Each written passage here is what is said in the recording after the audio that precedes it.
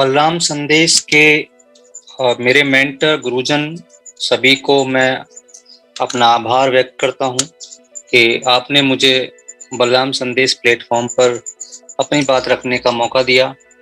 और साथ ही जो भी पार्टिसिपेंट्स, किसान, वैज्ञानिक इस वेबिनार से जुड़े हैं, मैं उन सभी को हृदय से प्रणाम और नमन करता हूं। आज का जो विषय है वो जैविक खेती में पौध संरक्षण। इसमें बहुत सारी ऐसी विधियां हैं कि हम किस तरीके से पौध को संरक्षित कर सकते हैं, चाहे वो बेनिफिशियल इंसेक्ट हों, बायोपेस्टिसाइड हों, बायो फर्टिलाइजर्स हों, प्रीडेटर्स को अगर हम सेविंग कर लें तो भी हम पौध संरक्षण का काम अच्छे से कर पाएंगे। और जो बहुत सारी मैकेनिकल और फिजिकल मेथड्स हैं उनका भी हम आज जानकारी लेंगे। और किस तरीके से हम, चूंकि जैविक खेती यदि हम कर रहे हैं तो हमारे सामने बहुत बड़ा चैलेंज आता है कि हम कीटों को, बीमारियों को कैसे कंट्रोल करें। रासायनिक खेती में तो वो आसान है क्योंकि बाजार में बहुत सारे केमिकल्स आते हैं, लेकिन जैविक खेती में एक बहुत बड़ा चैलेंज है। आइए जुड़ते हैं सब लोग साथ में, और इसके बाद फिर जो भी आपके सवाल होंगे सवाल लिए जाएंगे।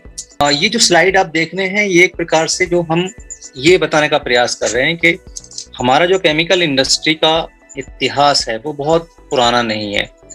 यानी कि हमारे देश में पहले से प्राकृतिक खेती, जैविक खेती, इसको अनेक नामों से हम जानते हैं, वो सब होता था। और ये जो केमिकल फार्मिंग का जो चलन है, नो डाउट 1967 में जब हरित क्रांति का उदय हुआ उस समय जरूरत थी। हमारे पास जो भोजन था वो बहुत कम था, तो पॉपुलेशन बढ़ रही थी। तो जितने भी वैज्ञानिक हैं या जो भी बुद्धिजीवी हैं, खेती में काम करने वाले लोग हैं, खेती से जुड़े हुए लोग हैं, उन्होंने सोचा कि अब आने वाला समय जो होगा वो कैसा होगा और किस तरीके से हम अपने जनता का पेट भर पाएंगे। तब जो है रासायनिक खेती का चलन हुआ। और आप देखेंगे कि 1920 में जो पहला केमिकल फर्टिलाइजर्स है जिसको यूरिया कहते हैं, वो डॉक्टर हाबर बॉस ने बनाया था। और 1939 में जो है जो पहला पेस्टिसाइड्स है जिसको DDT यानी मलेरिया का मच्छर को मारने के लिए इस्तेमाल हुआ था, वो डॉक्टर पॉल मूलर जी ने बनाया था। 1968 में इंसेक्टिसाइड एक्ट जो है वो भारत में लागू हुआ। 71 में जो नियम बने और इनका जो इम्प्लीमेंटेशन हुआ इंसेक्टिसाइड एक्ट का, वो 72 में हुआ।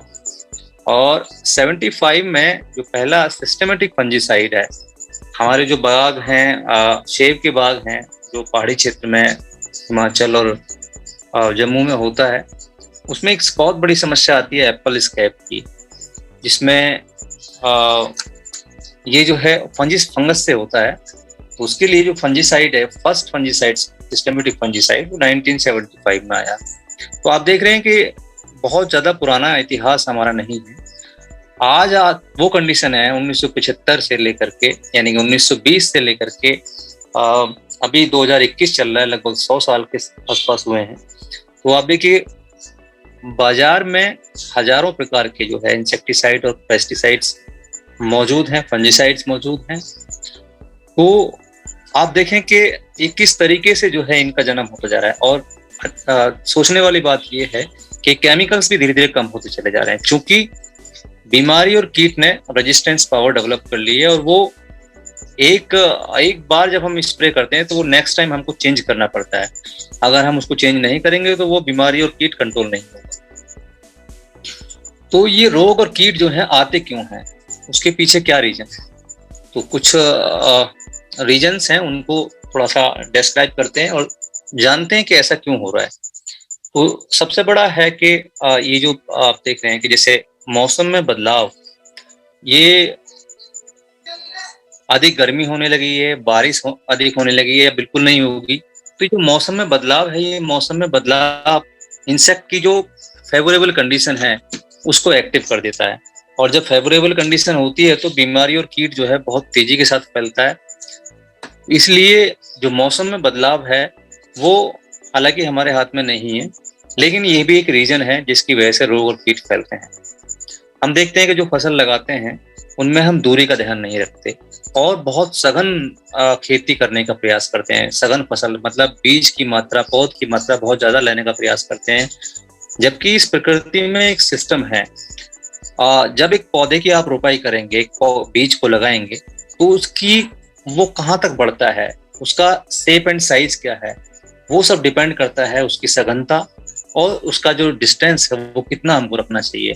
मान लीजिए हमको जो है गेहूं लगाना है या धान लगाना है, तो जो 8 से 10 इंच 12 इंच का डिस्टेंस है वो होना ही चाहिए, क्योंकि वो टिल्लिंग भी करेगा, फुटाव भी करेगा। तो उस समय यदि हम वो चीज नहीं रखेंगे तो वो बहुत ज्यादा सघन हो जाएगा, और सघन होने से बीमारी और कीट जो है उनको नमी मिलेगी, और छांव रहने से बीमारी और कीट जो है बहुत तेजी से बढ़ते हैं। फसलों की समय पर बुआई न होना, ये भी बहुत सारे बीमारी और कीट को बुलावा देता है यदि हम समय पर फसल की बुआई नहीं करते हैं। तो हमेशा मौसम को देखते हुए फसल की बुआई समय पर होनी चाहिए।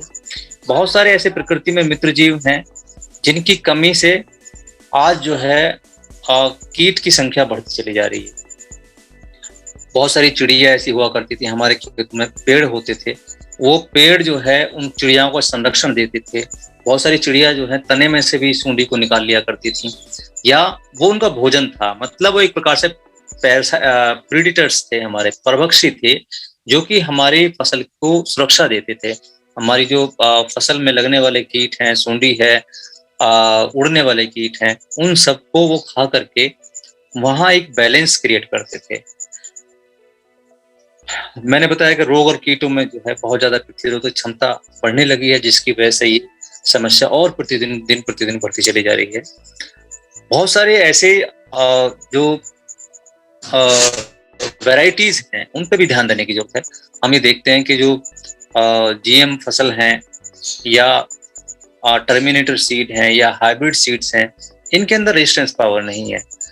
इनको लगाने से पैदावार तो मिल जाएगी हमको, और पैदावार जब मिलेगी तो एक प्रकार का कुचक्र है ये। जब हम हाइब्रिड या इस तरह की जो फसलें लगाते हैं तो उनमें पैदावार ज्यादा देने की वजह से उसमें यूरिया, डीएपी, बहुत सारे ऐसे फर्टिलाइजर्स जिनकी ज्यादा मात्रा को देना पड़ता है। और जब इन सब चीजों का हम अपनी फसल में देते हैं तो फिर रोग और बीमारी भी बढ़ते हैं, फिर हमको स्प्रेस करने पड़ते हैं। तो एक प्रकार का ये कुचक्र है रासायनिक खेती जो है, इससे निकलने की जरूरत है। और हमें देसी भी, अगर जैविक खेती करनी है, प्राकृतिक खेती करनी है, केमिकल फ्री खेती करनी है, तो हमको हाइब्रिड या जीएम या टर्मिनेटर सीड्स पर ना जा करके हमको देसी बीजों पर आना पड़ेगा, जो हमारी देश की बायोडाइवर्सिटी को बनाए रखने में अपना अहम रोल अदा करते हैं। या कह सकते हैं कि वो जो देसी बीज हैं जो हमने हमारे पास से खत्म होते चले जा रहे हैं। बहुत सारी ऐसी कंपनीज हैं जो बाजार में आप देखते हैं, हजारों प्रकार की कंपनीज आ चुकी हैं बीज बनाने वाली। वो जो बीज बनाने वाली कंपनीज हैं वो कहीं ना कहीं जो है हमारे जो ट्रेडिशनल बीज हैं उनको रिप्लेस कर रहे हैं, और किसान जो है उनको बचा नहीं पा रहा है, क्योंकि वो उन बीजों को लगाता है फिर कुछ चक्कर में फंस जाता है। हमारी जमीन का जीवांश कार्बन काफी कम हो गया, जिसकी वजह से जमीन में रहने वाले मित्र जीव और मित्र फफूंद जो है, एक्टिनोमाइसीटीज हैं, प्रोटोजोआ हैं, ये सब के सब जो है काफी कम हो चुके हैं, क्योंकि हमने केमिकल्स का बहुत ज्यादा चलन कर दिया। और अब दूसरा देखते हैं कि टर्माइट और जो व्हाइट ग्रब हैं, इस तरह की जो कीट हैं वो बहुत ज्यादा अटैक करने लगे हैं। टर्माइट को सेल्यूलोज और हेमी सेल्यूलोज चाहिए, और वो आज हमारी जमीन में नहीं है। चूंकि जमीन में जीवांश कार्बन नहीं है, तो वो फिर जो है फसल का जो सूखा हुआ पार्ट है या उसकी जड़ है उस पर अटैक करता है। इसलिए जीवांश कार्बन को 1% से लेकर के 5% तक मेंटेन करना बहुत जरूरी है। उसके लिए जो है बहुत सारी ऑर्गेनिक एक्टिविटीज हैं, वो समय समय पर अभी आगे आपको बताएंगे, तो उनको करने से जीवांश कार्बन को मेंटेन कर सकते हैं। बहुत सारे ऐसे पेस्टिसाइड हैं जिनका इस्तेमाल हम कर रहे हैं जो कहीं ना कहीं इन बीमारी और कीटों को बढ़ावा ही दे रहे हैं, क्योंकि इन्होंने हानिकारक कीट और बीमारी को मारने के अलावा हमारे मित्र जीवों को भी खत्म किया है। पौध संरक्षण की बहुत सारी विधियां हैं। आप देखिए कि ये जो विधियां हैं भौतिक नियंत्रण है, जिसमें तापमान, आवाज, बहुत सारे रेडिएशंस हैं, यांत्रिक विधियां हैं, हैंड पिकिंग है या प्रूनिंग है, प्रेसिंग है, बहुत सारे ऐसी तरीका हैं। इसके अलावा बॉटनिकल पेस्टिसाइड्स हैं और फिर बायो कंट्रोल एजेंट हैं। तो आप इस तरीके से पौध को संरक्षित कर सकते हैं, चाहे वो बीमारी हो चाहे वो कीट हो। कुछ ऐसे फिजिकल और मैकेनिकल कंट्रोल हैं जिनके बारे में हम चर्चा करते हैं। जैसे हम देखते हैं कि कुछ मतलब एक बेसिक कॉन्सेप्ट भी हैं। ये तीनों चीज़ों का सम्मिश्रण है, फिजिकल, मैकेनिकल और बेसिक कॉन्सेप्ट। तो बेसिक कॉन्सेप्ट क्या है? जैसे हेल्दी सॉइल, हमारी जो मिट्टी है वो हेल्दी होनी चाहिए। अगर मिट्टी हमारी हेल्दी है, उसमें न्यूट्रिएंट्स पूरे हैं, जैसे हम देखते हैं कि जिंक, कॉपर, मैग्नीज, ये अगर इनकी कमी रहती है तो फंगस का अटैक होता है। कॉपर से आपने देखा, कॉपर की कमी से बहुत सारे फंगस आते हैं, जैसे फ्रूट्स में डाईबैक की समस्या आती है, ऊपर से पौधा सूखने लगता है। इसके अलावा आलू में जो ब्लाइट आती है वो कॉपर यदि प्रॉपर है तो ब्लाइट कम आएगी। इसके अलावा टमाटर है, बैंगन है, इनमें ब्लाइट है, डाउनी मिल्ड्यू है। अगर हमने मैग्नीज, जिंक और कॉपर को भी मेंटेन रखा, न्यूट्रिएंट्स की कमी नहीं होने दी इनकी, तो आपकी फसल में बीमारी कम आएगी। ऐसे ही जमीन में जो है और जीवांश कार्बन को मेंटेन रखेंगे तो हमारी जो सॉइल है वो हेल्दी होगी, और हेल्दी सॉइल में बीमारियां कम आती हैं। ऐसी हेल्दी क्रॉप, यदि पौधा हमारा, जब मिट्टी स्वस्थ होगी तो जो भी हम बीज रोपेंगे, पौध रोपेंगे, वो जो है एक हेल्दी क्रॉप को जन्म देगी, यानी कि हेल्दी पौधे को जन्म देगी। और जब पौधा हेल्दी होगा, उसमें उसका स्वास्थ्य ठीक होगा, वो तना मजबूत होगा, जड़ें अच्छी होंगी, लंबी जाएंगी, सफेद जड़ें होंगी, तो पौधा जो है अपने आप ही सुरक्षित रहेगा। उस पर बीमारी और कीट जो है आसानी से अटैक नहीं कर पाएंगे। हमको रेजिस्टेंट वैरायटी जो है वो इस्तेमाल करनी चाहिए। जेनेटिक डाइवर्सिटी जरूर अपनानी चाहिए। पहले क्या होता था कि हम बीजों का आदान प्रदान करते थे, जो हमारी ट्रेडिशनल परंपरा थी, मतलब ट्रेडिशनल मेथड्स थे, यानी कि हमारी परंपरा थी कि हमने गेहूं का बीज दिया तो दूसरा दाल का बीज ले लिया, आपस में एक दूसरे का बीजों का आदान प्रदान होता था। इससे डाइवर्सिटी बनी रहती थी। इसके अलावा अगर मान लीजिए हमारे पास एक ही बीज है तो हम खेत बदल देते थे। खेत बदलने से जो है जो जेनेटिक प्योरिटी है, या कह सकते हैं डाइवर्सिटी है, वो बनी रहती थी। हमने जो है अपने फील्ड को भी हाइजीन रखना है, क्लियर रखना है, यानी कि जो फसल के अवशेष हैं उनको कंपोस्ट बनाने में इस्तेमाल करें, जलाएं ना उनको। और कंपोस्ट बनाने के लिए आजकल मार्केट में बहुत सारी चीजें हैं, डिकम्पोजर्स आते हैं। आप बायोमास यदि आपके खेत में भी है तो उसकी जुताई करके आप उसमें डिकम्पोजर का इस्तेमाल कर लीजिए। जो केमिकल खेती करते हैं वो यूरिया का इस्तेमाल करते हैं। तो जमीन में बायोमास को सड़ाने गलाने की प्रक्रिया रेगुलर चलती रहनी चाहिए। और साफ सफाई, मेड़ की साफ सफाई वो बहुत जरूरी है। अगर ऐसा करते हैं तो बीमारी और कीट बहुत कम आते हैं। इसके अलावा हम जो है बहुत सारी क्रॉप्स को एक साथ मिलकर लगाएंगे तो भी जो है बायोडाइवर्सिटी बनी रहती है।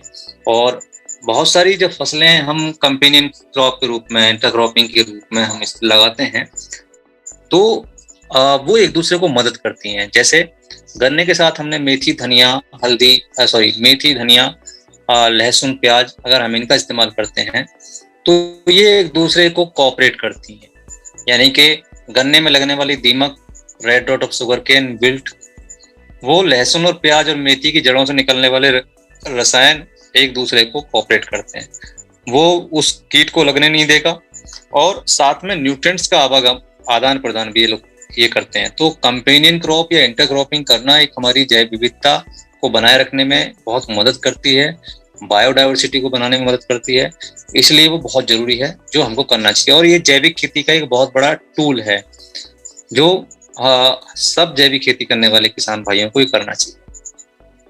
बहुत सारे बैरियर्स हैं जिनका इस्तेमाल यदि हम करते हैं तो पेस्ट और बीमारी जो है काफी हद तक कंट्रोल होती है। जैसे खास तौर से जो लोग जैविक खेती करते हैं वो बफर जोन मेंटेन करते हैं।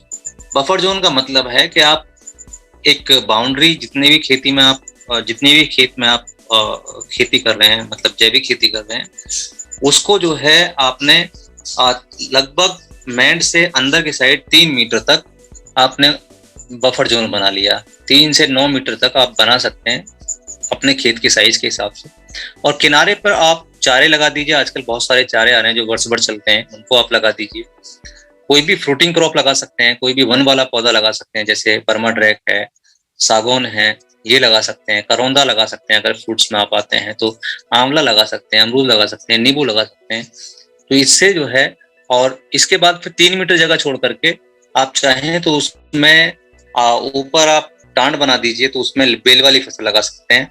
और 3 मीटर के बाद में एक मैंड बना दीजिए, बड़ी ऊंची, करीबन 2 फीट ऊंची बना दीजिए, और 1.5 से 2 फीट ही चौड़ी होनी चाहिए। उस पर आप कोई भी कंद वाली फसल लगा सकते हैं।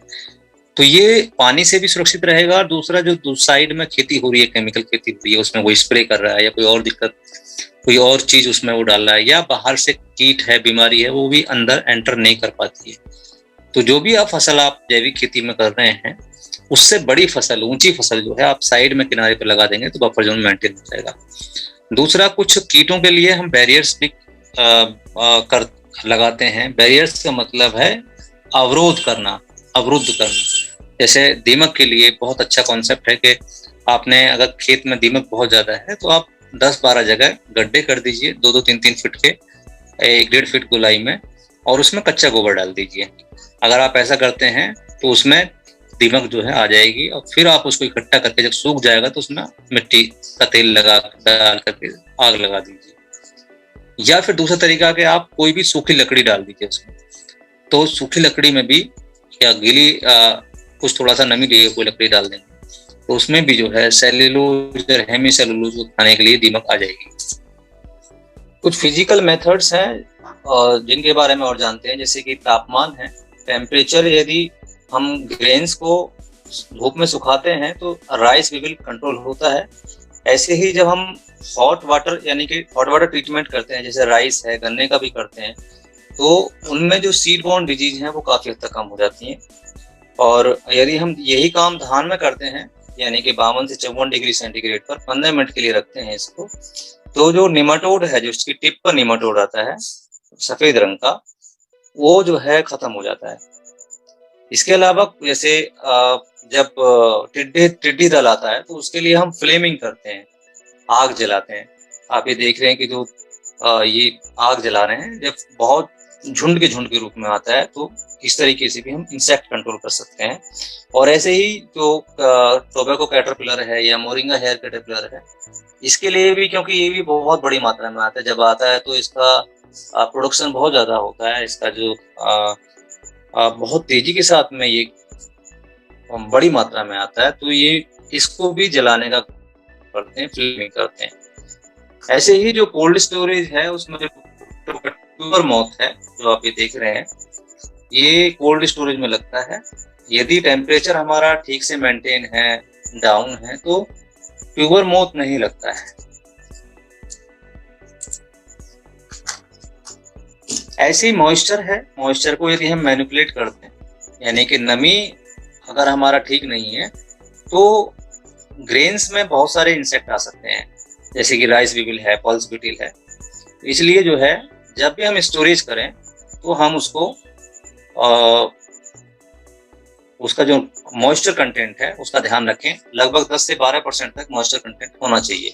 वो अलग अलग फसल के हिसाब से अलग अलग है। इसी के साथ ही जैसे ब्राउन प्लांट हॉपर है, अगर धान के खेत में हमने नमी को कंट्रोल नहीं रखा, यानी कि नमी बहुत ज्यादा हो गई, तो वो ठंड होने की वजह से, और दूसरा कंजस्टेड, क्योंकि बहुत ज्यादा फसल, बहुत ज्यादा बीज का इस्तेमाल करते हैं, तो दोनों ही कारणों से ब्राउन प्लांट हॉपर जो है, या white back brown plant hopper जो है, बहुत ज्यादा अटैक करता है। इसके अलावा फर्टिलाइजर यानी कि यूरिया का इस्तेमाल करते हैं तो भी ये कीट जो है बहुत ज्यादा आता है। तो नमी का हम ध्यान रखें, उससे अगर हम उसको ठीक तरीके से रखेंगे तो इंसेक्ट का जो अटैक है वो काफी कम हो जाएगा। साउंड एनर्जी, ये भी एक फिजिकल मेथड है कि हम साउंड क्रिएट करके हम जो है बहुत सारे इंसेक्ट को, बहुत सारे जो ऐसे छोटे छोटे जीव हैं उनको हम कंट्रोल कर सकते हैं। जैसे बर्ड स्कैरर है, ये आप देख रहे हैं जो पुतला सा है, अगर हम इस तरीके से खड़ा करते हैं तो बहुत सारे जो तोता है, चिड़िया हैं, फॉक्सीज हैं, रैट्स हैं, ये नहीं आते हैं। और कुछ हद तक फायर क्रैकर्स भी कर सकते हैं, यानी कि उनकी पटाखों की वजह से बंदर का अटैक होता है बहुत सारी फसलों में, तो उससे भी हम उनको बचा सकते हैं। और बर्ड स्कैरर जो है वो लाउड साउंड करते हैं, तो उससे जो है जैसे हम खेत में कोई एक मोटर के द्वारा भी कर सकते हैं इसको, जिसमें आवाज करती रहे वो। तो ये जो फ्रूट्स वाली फसलें हैं उनमें ज्यादा करते हैं, तोता है, ये सब चीजें हैं, तो साउंड एनर्जी जो है उससे भी हम इंसेक्ट को कंट्रोल कर सकते हैं। इसके अलावा कुछ ऐसे प्लांट्स होते हैं जो कि बेनिफिशियल इंसेक्ट को अट्रैक्ट करते हैं। यदि बेनिफिशियल इंसेक्ट वहां रहेंगे तो जो है जो हार्मफुल इंसेक्ट है वो काफी हद तक कम हो जाते हैं। जैसे मैरीगोल्ड है, मैरीगोल्ड को लगाते हैं तो बहुत सारे ऐसे जो रूट नेमेटोड्स हैं वो काफी हद तक कम हो जाते हैं। और ये जो है वैसे भी जितने भी सब्जियां हैं, मिर्च है, बैंगन है, टमाटर है, या कॉटन है, या भिंडी है, ये किनारे किनारे पे जरूर लगाना चाहिए। इससे क्या होता है कि जो भी मेन फसल में जो हमारी जैविक खेती के द्वारा हम कर रहे हैं उसमें लगने वाली जो सुंडी है वो गेंदे पर आ जाती है। तो यदि बाजार में भाव अच्छे हैं तो बेच दीजिए, अगर भाव अच्छे नहीं है तो आप जो है काफी हद तक लगभग 30 से 40-50% तक इंसेक्ट को कंट्रोल कर सकते हैं। बाकी जो यारो है, स्वीट एलाइसम, सनफ्लावर, गोल्डन अर्ड, ये सारे ऐसे फूल हैं जो कि बहुत सारे बेनिफिशियल इंसेक्ट को अट्रैक्ट करते हैं। जैसे लेस विंग्स है, लेडी बग है, या बटरफ्लाईज हैं। अगर ये रहते हैं तो आपकी जो मेन फसल है वो काफी हद तक इंसेक्ट को कंट्रोल करेगा। जैसे सकिंग पेस्ट को खाने के लिए लेडी बग बिटिल है, तो वो जो लेडी बर्ड बिटिल है वो व्हाइट फ्लाई, जैसिड्स, थ्रिप्स, इनको कंट्रोल करती है, एफिड है, उनको कंट्रोल करती है, वो खाती है। तो इस तरह के जो प्लांट्स हैं, इस तरह के जो फूल हैं, वो भी हमको किनारे किनारे लगाने चाहिए। मैंने बताया कि क्रॉप रोटेशन और मल्टी क्रॉपिंग अगर करेंगे तो अभी जो है हमारी जो डाइवर्सिटी है बनी रहती है और इसमें इंसेक्ट भी कम आता है। और सॉइल टिलीज, बहुत सारे एग्स हमारे जमीन के अंदर रहते हैं। जैसे मिलीबग है, मिलीबग जमीन में ही अंडे देती है। यदि हम समय से उसमें जुताई कर रहे हैं, या और दूसरे जो इंसेक्ट हैं, खासतौर से दीमक है, व्हाइट ग्रब है, जो पिपेट अवस्था में जमीन में रहती है, तो यदि गहरी जुताई कर रहे हैं तो इनके जो एग्स हैं, जो हानिकारक कीट हैं, उनके एग्स हैं वो कंट्रोल हो जाते हैं, वो खत्म हो जाते हैं। कुछ ऐसे बैरियर्स भी हम कर सकते हैं, बैरियर्स हैं, बेंडिंग कर सकते हैं, जो बहुत सारे इंसेक्ट को किल करते हैं, कंट्रोल करते हैं। जैसे आम में हम देखते हैं कि जो येलो कुछ स्टिकी लगाते हैं, एक पॉलिथीन बांध दी हमने और उसके ऊपर कोई स्टिकी चीज लगा दी, जैसे ग्रीज है, या जिससे कि जो मिलीबग है वो जमीन में अंडे देने के बाद में वहां से फिर निम्फ बन के, छोटा बच्चा बन के वो ऊपर चढ़ता है और ऊपर जा करके फिर जो पत्तियां हैं, शाखाएं हैं, कलिकाएं हैं, बौर है, उसको खाने का काम करता है। तो यदि हमने ये बेंडिंग किया हुआ है तो नहीं है। एक दूसरा तरीका ये है, आप देख रहे हैं कि जो इस तरह की प्लास्टिक की अगर छोटे थोड़े पौधे हैं तो हम इस तरीके से भी कर सकते हैं। तीसरा तरीका ये है। तो ये कुल मिला के ये है कि हमको तने पर, ये खासतौर से फ्रूट्स क्रॉप में होता है, तो हमको अगर हम ऐसा करते हैं तो जो जमीन से कीट ऊपर चढ़ते हैं वो नहीं चढ़ते हैं और नुकसान नहीं करते हैं। कुछ जो थोड़े पौधे होते हैं, या फिर रिसर्च फार्म पे हम जो है हैंड पिकिंग भी कर सकते हैं, हाथों से कीटों को पकड़ते हैं। या कुछ जैसे बड़े पौधे होते हैं उनमें बहुत ज्यादा कीट लगा है तो हम हिला सकते हैं, उसको हिलाने से भी वो कीट नीचे गिर जाते हैं और फिर उनको इकट्ठा करके रेस्टोर कर देते हैं। तो जो पिकिंग करते हैं वो हेयर कैटरपिलर है, अमेरिकन बॉलवर्म है, इनके अंडों को भी करते हैं। इवन हम कभी कभी, हमें क्या करना चाहिए जब हम जैविक खेती करते हैं, तो एक बात का विशेष ध्यान रखें कि खेती करते समय, यानी कि जब हम इंस्पेक्शन करते हैं, अपने खेत में जाते हैं, देखते हैं कि कोई कीट या बीमारी तो नहीं लगा, तो हम घूमते हुए भी अपने हाथ में कैंची रखें और जहां लगता है कि किसी भी कीट के बहुत सारे अंडे मिल जाएं आपको लाइन में लगे हुए, क्योंकि कीट जो है, जो हानिकारक कीट है, वो बहुत ज्यादा मात्रा में अंडे देते हैं, तो वो दिखाई दे तो तुरंत उसको कट कर दीजिए। इसके अलावा जैसे वायरस की समस्या आती है, आपने देखा होगा मिर्च, बैंगन, टमाटर, इनमें जो है माइकोप्लाज्मा और टोबैको मोज़ेक वायरस या येलो मोज़ेक वायरस है, वो दिखाई देता है। गट्ठाबंदी हो जाती है, पत्तियां सिकुड़ जाती हैं, छोटी हो जाती हैं, तो आप कैंची लेकर यदि घूम रहे हैं, इंस्पेक्शन कर रहे हैं अपने खेत का, खासतौर से जैविक खेती में बहुत जरूरी है, तो उसको आप कट करते चले जाइए। तो इससे जो है काफी हद तक जो है आप जो कंट्रोल कर सकते हैं। ऐसे ही इसी सीरीज में है लाइट ट्रैप। ये हमारा मैकेनिकल जो है कंट्रोल है, और इसमें हम देखते हैं कि बहुत सारे कीट जो है वो लाइट को अट्रैक्ट करते हैं। शाम के समय हम 2 से 3 घंटे, आजकल बहुत अच्छे बाजार में रेडीमेड लाइट ट्रैप आते हैं, और यदि ये नहीं है तो आप लाइट ट्रैप और साथ में जो स्टिकी ट्रैप, येलो ट्रैप जो है वो भी साथ में बना सकते हैं। आप बाजार से कोई भी, जैसे डालडा का प्लास्टिक का कनस्तर आता है, डब्बा आता है जो 15 लीटर का होता है, आप उसको चारों दिशाओं से काट लीजिए और जो कटा हुआ हिस्सा है उसको नीचे लटका दीजिए। उसके दोनों तरफ आप ग्रीस लगा दीजिए और बीच में कोई भी बल्ब टांग दीजिए। वो बल्ब और जो नीचे वाला हिस्सा है उसमें पानी भर के ऊपर से मिट्टी का तेल डाल दीजिए, कोई भी इंसेक्टिसाइड डाल दीजिए, तो आप पाएंगे कि जो है ये दोनों काम करेगा। ये मल्टीपर्पज हो गया। येलो ट्रैप का भी काम कर रहा है। तो आपके जो 4 बॉक्सेस आपने काटे थे वो नीचे की साइड में लटक जाएंगे और उन पर आपने ग्रीस लगा दी, तो वो सकिंग पेस्ट, एफिड है, व्हाइट फ्लाई है, थ्रिप्स है, उनको कंट्रोल करेगा और साथ में आपका लाइट ट्रैप भी बन गया। तो आप पर एकड़ के हिसाब से लगभग 2 और 4 हो जाए तो बहुत अच्छा।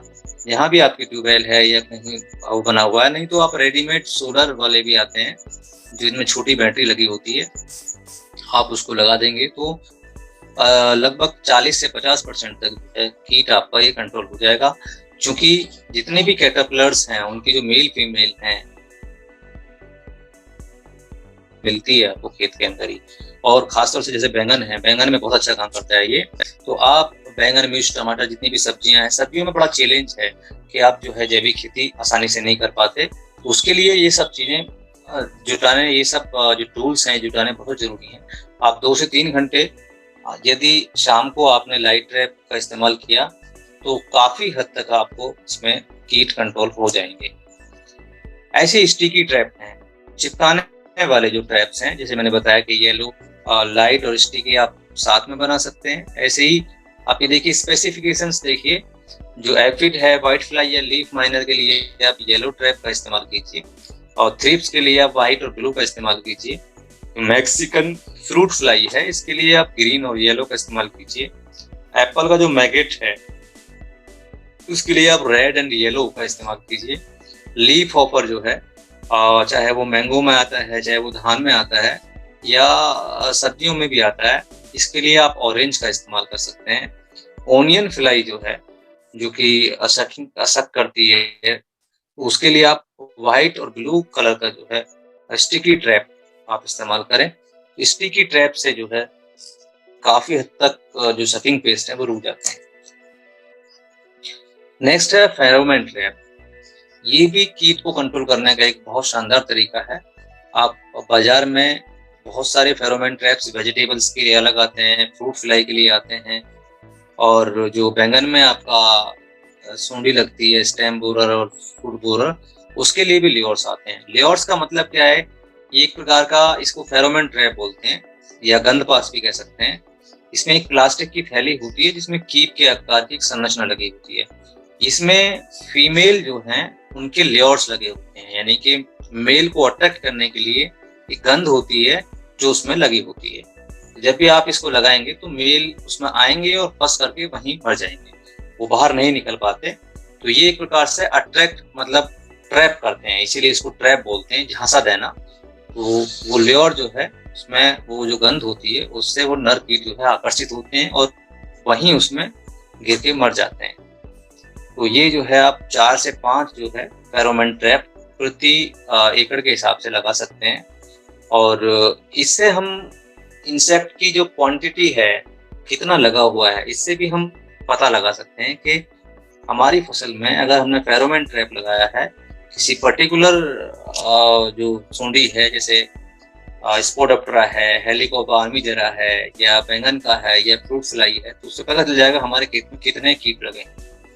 तो ये बहुत अच्छा साधन है इंसेक्ट को क्लियर ट्रैप करने का, उसे कंट्रोल करने का। कुछ बॉटेनिकल पेस्टिसाइड्स हैं जिनका हम खासतौर से जो प्राकृतिक खेती करते हैं, जैविक खेती करते हैं, उनको बॉटेनिकल पेस्टिसाइड्स अपने घर पर ही बनाने चाहिए, बाजार से नहीं लाने चाहिए। तो आप ये देखते हैं कि सबसे ज़रूरी है गौमूत्र, यानी कि देसी गाय हमारे घर में हो, हमारे खेत में हो, तो खेती करना और आसान हो जाता है, क्योंकि इसमें भी हम ध्यान रखें कि विदेशी गाय ना हो, जो देसी गाय हाइब्रिड ना हो। देसी गाय का मतलब है जिसमें कुबड़ निकला हो और गले के नीचे गलकंबल ज़्यादा हो, जैसे गिर है, थारपारकर है, सिंधी है, साहिवाल है। इनका जो गौमूत्र है वो बॉटेनिकल पेस्टिसाइड में बहुत अच्छा काम करता है। लगभग 33 तरह के इसमें कंटेंट्स होते हैं जो एंटी बैक्टीरियल, एंटी फंगल और एंटी इंसेक्टिसाइड होते हैं। तो आप इनको विभिन्न प्रकार से आप इस्तेमाल कर सकते हैं। तो आप सीधे भी गौमूत्र का स्प्रे कर सकते हैं। आप 1 लीटर 15 से 20 लीटर की टंकी में आप 1 से 1.5 लीटर डालिए और सीधे-सीधे भी आप स्प्रे कर सकते हैं। और साथ में चाहें तो आप दूध या लस्सी के साथ गौमूत्र को मिला करके इस्तेमाल कर सकते हैं। आप लस्सी और छाछ का जो है मिक्सर भी बना सकते हैं। जैसे एक कोई मिट्टी का बर्तन ले लीजिए, ड्रम ले लीजिए, उसमें आपने लस्सी डाली। लस्सी, यदि आप डायरेक्ट लस्सी का स्प्रे कर रहे हैं तो ताज़ा लस्सी जो है वो ग्रोथ के लिए करती है, और जैसे जैसे वो पुरानी होती चली जाती है उसमें एंटी बैक्टीरियल और एंटी इंसेक्टिसाइड जो क्वालिटी है वो डेवलप हो जाती है। तो आप आधे से 1 लीटर, अगर ताज़ा लस्सी है तो 1 लीटर, 1 से 1.5 लीटर पर टंकी के हिसाब से। और यदि पुरानी लस्सी है तो क्योंकि उसकी एफिकेसी बढ़ जाती है, उसकी पावर बढ़ जाती है, तो आप उसको उसी हिसाब से करें। और यदि इन दोनों का घोल बनाना है तो आप 10 लीटर लस्सी लीजिए, आप 8 से 10 दिन पुरानी, उसमें कोई तांबे का टुकड़ा डाल दीजिए और 5 लीटर गौमूत्र डाल दीजिए, और चाहें तो इसमें और भी जैसे लोहे की छड़ डाल सकते हैं। तो जब आप इसको 10 से 12 दिन सड़ाएंगे तो ये बहुत अच्छा जो है बायोपेस्टिसाइड बन जाएगा। आप इसका इस्तेमाल करेंगे तो आप पाएंगे कि फंगस और बैक्टीरिया, कीट दोनों ही कंट्रोल होंगे। ऐसे ही नीम का तेल है, नीम है, करंज ऑयल है, ये दोनों जो है मार्केट में उपलब्ध हैं, आप ले सकते हैं इनको। इसके अंदर जो एजाडायरेक्टिन और निम्बीन होता है, ये एक प्रकार के इफेक्टिव कंटेंट्स हैं इसके अंदर। आप चाहें तो आप डायरेक्ट भी, पहले हमारे खेतों में बहुत नीम हुआ करता था, घरों में नीम हुआ करता था, तो काफ़ी हद तक जो है ये हमारे खुद के जीवन में भी बहुत ज़रूरी है। आप नाखून करते हैं, नीम की पत्तियों को खाते हैं तो हमारा जो ब्लड प्योरिफिकेशन है वो हो जाता है। और यही आप जब खेत में डालते हैं, खेत में इनकी पत्तियों को, निकोली को क्रश करके डालें, या उसका पाउडर बना के भी आप बायोपेस्टिसाइड बना सकते हैं। और इसका नीम का तेल भी आता है 1500 ppm, 3000 ppm, 10,000 ppm, आप कोई भी ले सकते हैं। ppms के हिसाब से इनकी यूज होती है। आप अगर रासायनिक खेती कर रहे हैं तो रासायनिक खेती में भी इसका इस्तेमाल कर सकते हैं, यानी कि रासायनिक खेती का जो मतलब करने वाले हैं वो नीम ऑयल के साथ में इंसेक्टिसाइड भी मिला सकते हैं, क्योंकि कंपेटेबल होता है ये और कोई किसी तरह का कोई साइड इफेक्ट नहीं होता है। तो आप जो ऑर्गेनिक कर रहे हैं वो तो करें ही करें, लेकिन जो केमिकल्स कर रहे हैं वो भी आप इसका इस्तेमाल कर सकते हैं। सबसे अच्छी बात यह है कि जो केमिकल है वो तुरंत कंट्रोल करेगा, और नीम का तेल जो है उसकी जो कीट की जो अवस्थाएं हैं, अंडा है, प्यूपा है, लार्वा है और मेल फीमेल है, वो सबको कवर करता है। जहां भी स्प्रे होगा, यदि अंडे पर हो गया तो वो अंडे को बांझ बना देता है, उससे बच्चा नहीं बनने पाता है, मतलब कीट नहीं निकलेगा। मेल फीमेल पर यदि स्प्रे होता है तो फीमेल भी बांझ हो जाती है। तो ये बहुत ज़्यादा इफेक्टिव है, इसका इस्तेमाल जैविक खेती करने वाले किसानों को जरूर करना चाहिए। नेक्स्ट है निकोटीन सल्फेट। ये एक प्रकार का इंसेक्टिसाइड है और ये प्लांट से ही ओरिजिन है, मतलब पौधे से ही तैयार किया गया है। ये बहुत इफेक्टिव है, बहुत सारे पेस्ट को कंट्रोल करता है। इसका जो मोड ऑफ एक्शन है वो नर्वस सिस्टम को सीधा अटैक करता है। जो कीट का नर्वस सिस्टम है उसको अटैक करता है, उसमें जो नाड़ी तंत्र है उसको डिस्टर्ब कर देगा, जिससे कि कीट जो है खाना बंद कर देगा और धीरे धीरे खत्म हो जाएगा। ये कॉन्टेक्ट भी है और फ्यूमिगेशन भी है, यानी कि जो निकोटीन है, ये निकोटीन सल्फेट, ये कॉन्टेक्ट की तरीके से काम करता है। कॉन्टेक्ट का मतलब है 3 तरीके से इंसेक्टिसाइड होते हैं: कॉन्टेक्ट, फ्यूमिगेशन और सिस्टेमेटिक। सिस्टेमेटिक का मतलब है वो पौधे के अंदर समा जाए, सेल वॉल में चला जाए और उसको जहरीला बना दे। ये केमिकल्स होते हैं, ये ऑर्गेनिक में अभी तक ऐसा नहीं हुआ है कुछ भी। ये निकोटीन सल्फेट जो है ये केवल कॉन्टैक्ट फ्यूमिगेशन है। कॉन्टैक्ट माने जब उस कीट के कॉन्टैक्ट में आएगा, जैसे ही उसको टच करेगा उसमें इन्फेक्शन पैदा कर देगा। और फ्यूमिगेशन का मतलब है कि जैसे ही आपने स्प्रे किया तो वो फ्यूम भी बनाएगा, यानी कि गैस भी बनाएगा, और गैस जब उसके मुंह के द्वारा एनस के द्वारा जाएगी उसके अंदर तो उसके सिस्टम को चॉक कर देगी। तो ये कॉन्टैक्ट भी है और फ्यूमिगेशन भी है, दोनों तरह का है, सिस्टमेटिक नहीं है ये। इसका जो यूज है आप देखते हैं कि एफिड है, बग्स हैं, वर्म्स हैं, लीफ हॉपर है, इन सबको ये कंट्रोल करता है। और ये फ्रूट्स, वेजिटेबल्स, क्रॉप्स और बहुत सारे जो फ्लावर्स हैं उनमें इसका इस्तेमाल होता है। ये कुछ जो है जू, माइट्स और जो टिक्स होते हैं उनको भी काफी हद तक, जो लाइव स्टॉक में होते हैं मतलब पशुओं में होते हैं, उनको भी काफी हद तक कंट्रोल करता है।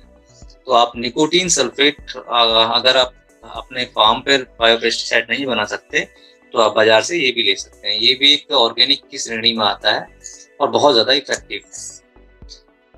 एंडिश पंचगव्य है, ये सब कामों में मतलब ग्रोथ के लिए आप इसका इस्तेमाल कर सकते हैं, और ये बायो प्लांट प्रोडक्शन के लिए भी इस्तेमाल होता है। तो आप इसको बना करके, क्योंकि देसी गाय के गोबर, दूध और जो 5 चीजें हैं उनसे बनता है, तो आप इसको बना करके इस्तेमाल करें, रेगुलर इस्तेमाल करें, तो इससे फसल और सॉयल हमारी हेल्दी रहेगी और साथ में इंसेक्ट और डिजीज को भी कंट्रोल करेगा। ऐसे ही दूसरा पेस्टिसाइड है पायरेथ्रम।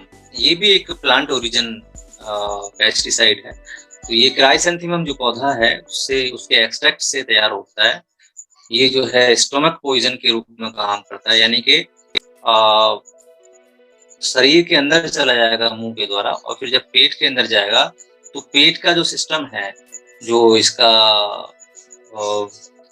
फूडिंग सिस्टम है, उसको चॉक कर देता है। और कैटरपिलर्स जितने भी सूंडी हैं, तेला है यानी कि एफिड है, लीफ हॉपर है, और कुछ माइट्स को भी कंट्रोल करता है, जो बग्स हैं उनको भी कंट्रोल करता है। और जो कैबेज यानी कि बंद गोभी में जो वर्म्स लगता है यानी कि सूंडी आती है, उसको भी कंट्रोल करता है। बिटल्स हैं जो केले में और कई सारी फसलों में आते हैं, जैसे रेड पंपकिन बिटल है, उसे भी कंट्रोल करता है। ये खीरा जो आपका कुकर बिटेसी है, लौकी, तोरी, टिंडा, इनमें आता है, लाल रंग का होता है। तो अगर आप पायरेथ्रम का इस्तेमाल करते हैं तो बिटल्स काफी हद तक कम हो जाएंगे। और ये जो है बहुत सारे ऐसे कीट जो मैंने आपको बताया, ये सब कंट्रोल करता है। और ऑर्गेनिक और नॉन ऑर्गेनिक दोनों में इनका इस्तेमाल कर सकते हैं। तो इसका आप इस्तेमाल कीजिए, खासतौर से जैविक खेती करने वाले लोग। नेक्स्ट है नीमास्त्रा। ये आप बायोपेस्टिसाइड है, आप अपने घर पे बना सकते हैं और बनाना चाहिए। मिलीबग के लिए और जो सकिंग पेस्ट है उनके लिए होता है। 5 किलो नीम की पत्ती ले लीजिए या उसका फल ले लीजिए, इनको अच्छे से क्रश कर लेते हैं। इसमें 5 लीटर देसी गाय का मूत्र और 1 किलो गोबर मिला दीजिए, वो भी देसी गाय का हो तो ज्यादा अच्छा है। ना मिले तो कोई दूसरी पशु का ले सकते हैं। 24 घंटे के लिए इसको फर्मेंटेशन करने के लिए, सड़ने करने के लिए छोड़ दीजिए। सुबह शाम इसको घुमा सकते हैं। इसको छांव में बनाइए और ऊपर से टाट की बोरी से ढक दीजिए इसको, क्योंकि जितने भी बायोपेस्टिसाइड्स हैं इनको आप छांव में बनाएंगे, शेड में बनाएंगे, तो इसका ज्यादा लाभ मिलता है। कपड़े से छान लें इसको और फिर इसमें 100 से 120 लीटर पानी मिला करके प्रति एकड़ के हिसाब से स्प्रे कर सकते हैं। पड़नी स्प्रे कर सकते हैं। जितना भी बायोपेस्टिसाइड है शाम के समय स्प्रे करें, और कोशिश करें कि इसमें थोड़ा सा गुड़ मिला लें एक्टिवेट करने के लिए, पत्तियों को चिपकाने के लिए। या फिर जो है खादी साबुन ले सकते हैं आप 10 से 20 से 30 ग्राम, या शैम्पू भी मिला सकते हैं, कोई दिक्कत नहीं, जिससे कि जो तना पत्ती पर सरफेस टेंशन होता है, तनाव होता है, वो टूट जाता है और उसमें पत्ती पे स्प्रे का फिर लाभ पूरा मिलता है। ऐसी ब्रह्मास्त्र है, यह भी सकिंग पेस्ट और जितने भी बोरर्स हैं उनको कंट्रोल करने में मदद करता है। इसमें आप क्या करें, 3 से 5 किलो नीम की पत्तियां ले लें, 10 लीटर देसी गाय का मूत्र ले लें, और 2-2 किलो जो है अमरूद, पपीता, आम, अरंडी, पत्तों की चटनी, ये सारे ले लें, और इनको धीमी आंच पर एक उबाल आने तक उबालना है बस। 48 घंटे के लिए ठंडा होने के लिए रख दें, और इसमें से 250 से 3 लीटर 100 से 120 लीटर पानी में फसल की अवस्था के हिसाब से अगर छोटा पौधा है तो 100 लीटर 90 लीटर ही काम कर जाएगा, और यदि फसल बड़ी है तो 120 से 150 लीटर पानी भी लग सकता है। तो उसको पड़नी छिड़काव करना है। इस घोल को हम 6 महीने तक इस्तेमाल कर सकते हैं। उसके बाद इसकी एफिकेसी कम हो जाएगी, इसकी जो काम करने की क्षमता है वो काफी हद तक कम हो जाएगी। ऐसे ही अग्निअस्त्र है, ये सेकंड पेस्ट है और लीफ रोलर और फ्रूट एंड पॉड बोरर के लिए है। आप 5 किलो नीम की पत्तियां ले लीजिए, 500 ग्राम तंबाकू का पाउडर, 500 ग्राम तीखी हरी मिर्च, सस्ती वाली जो होती है उनको चटनी बना लीजिए उसकी, और इसी में 500 ग्राम देसी लहसुन की चटनी और 20 लीटर देसी गाय का मूत्र, ये आप लेकर के आप इसको धीमी आंच पर उबाल दें। एक उबाल आने के बाद फिर इसको 48 घंटे तक छांव में रख दें। सुबह शाम थोड़ा सा इसको चला दें, टाट की बोरी से ढक दें इसको, और क्लॉकवाइज एंटी क्लॉकवाइज इसको एक बार राउंड दे देंगे। तो इसमें जो कन्वन की प्रक्रिया है, फर्मेंटेशन की जो प्रोसेस है वो रेगुलर होती रहती है, वो और तेजी से हो जाती है। इसको छान लीजिए और 6 से 8 लीटर जो है वो 120 से लेकर 150 लीटर पानी में मिला करके आप स्प्रे कर दीजिए। शाम के समय स्प्रे करना, ये बात विशेष ध्यान रखें। और खेत में नमी भी जरूरी है, खेत में नमी रहनी चाहिए, अच्छे से स्प्रे करें, थोड़ा समय लग जाए, छान के इस्तेमाल करें। 3 माह के भीतर तक इसको हम इस्तेमाल कर सकते हैं। ऐसी 10 पर्णी अर्क है।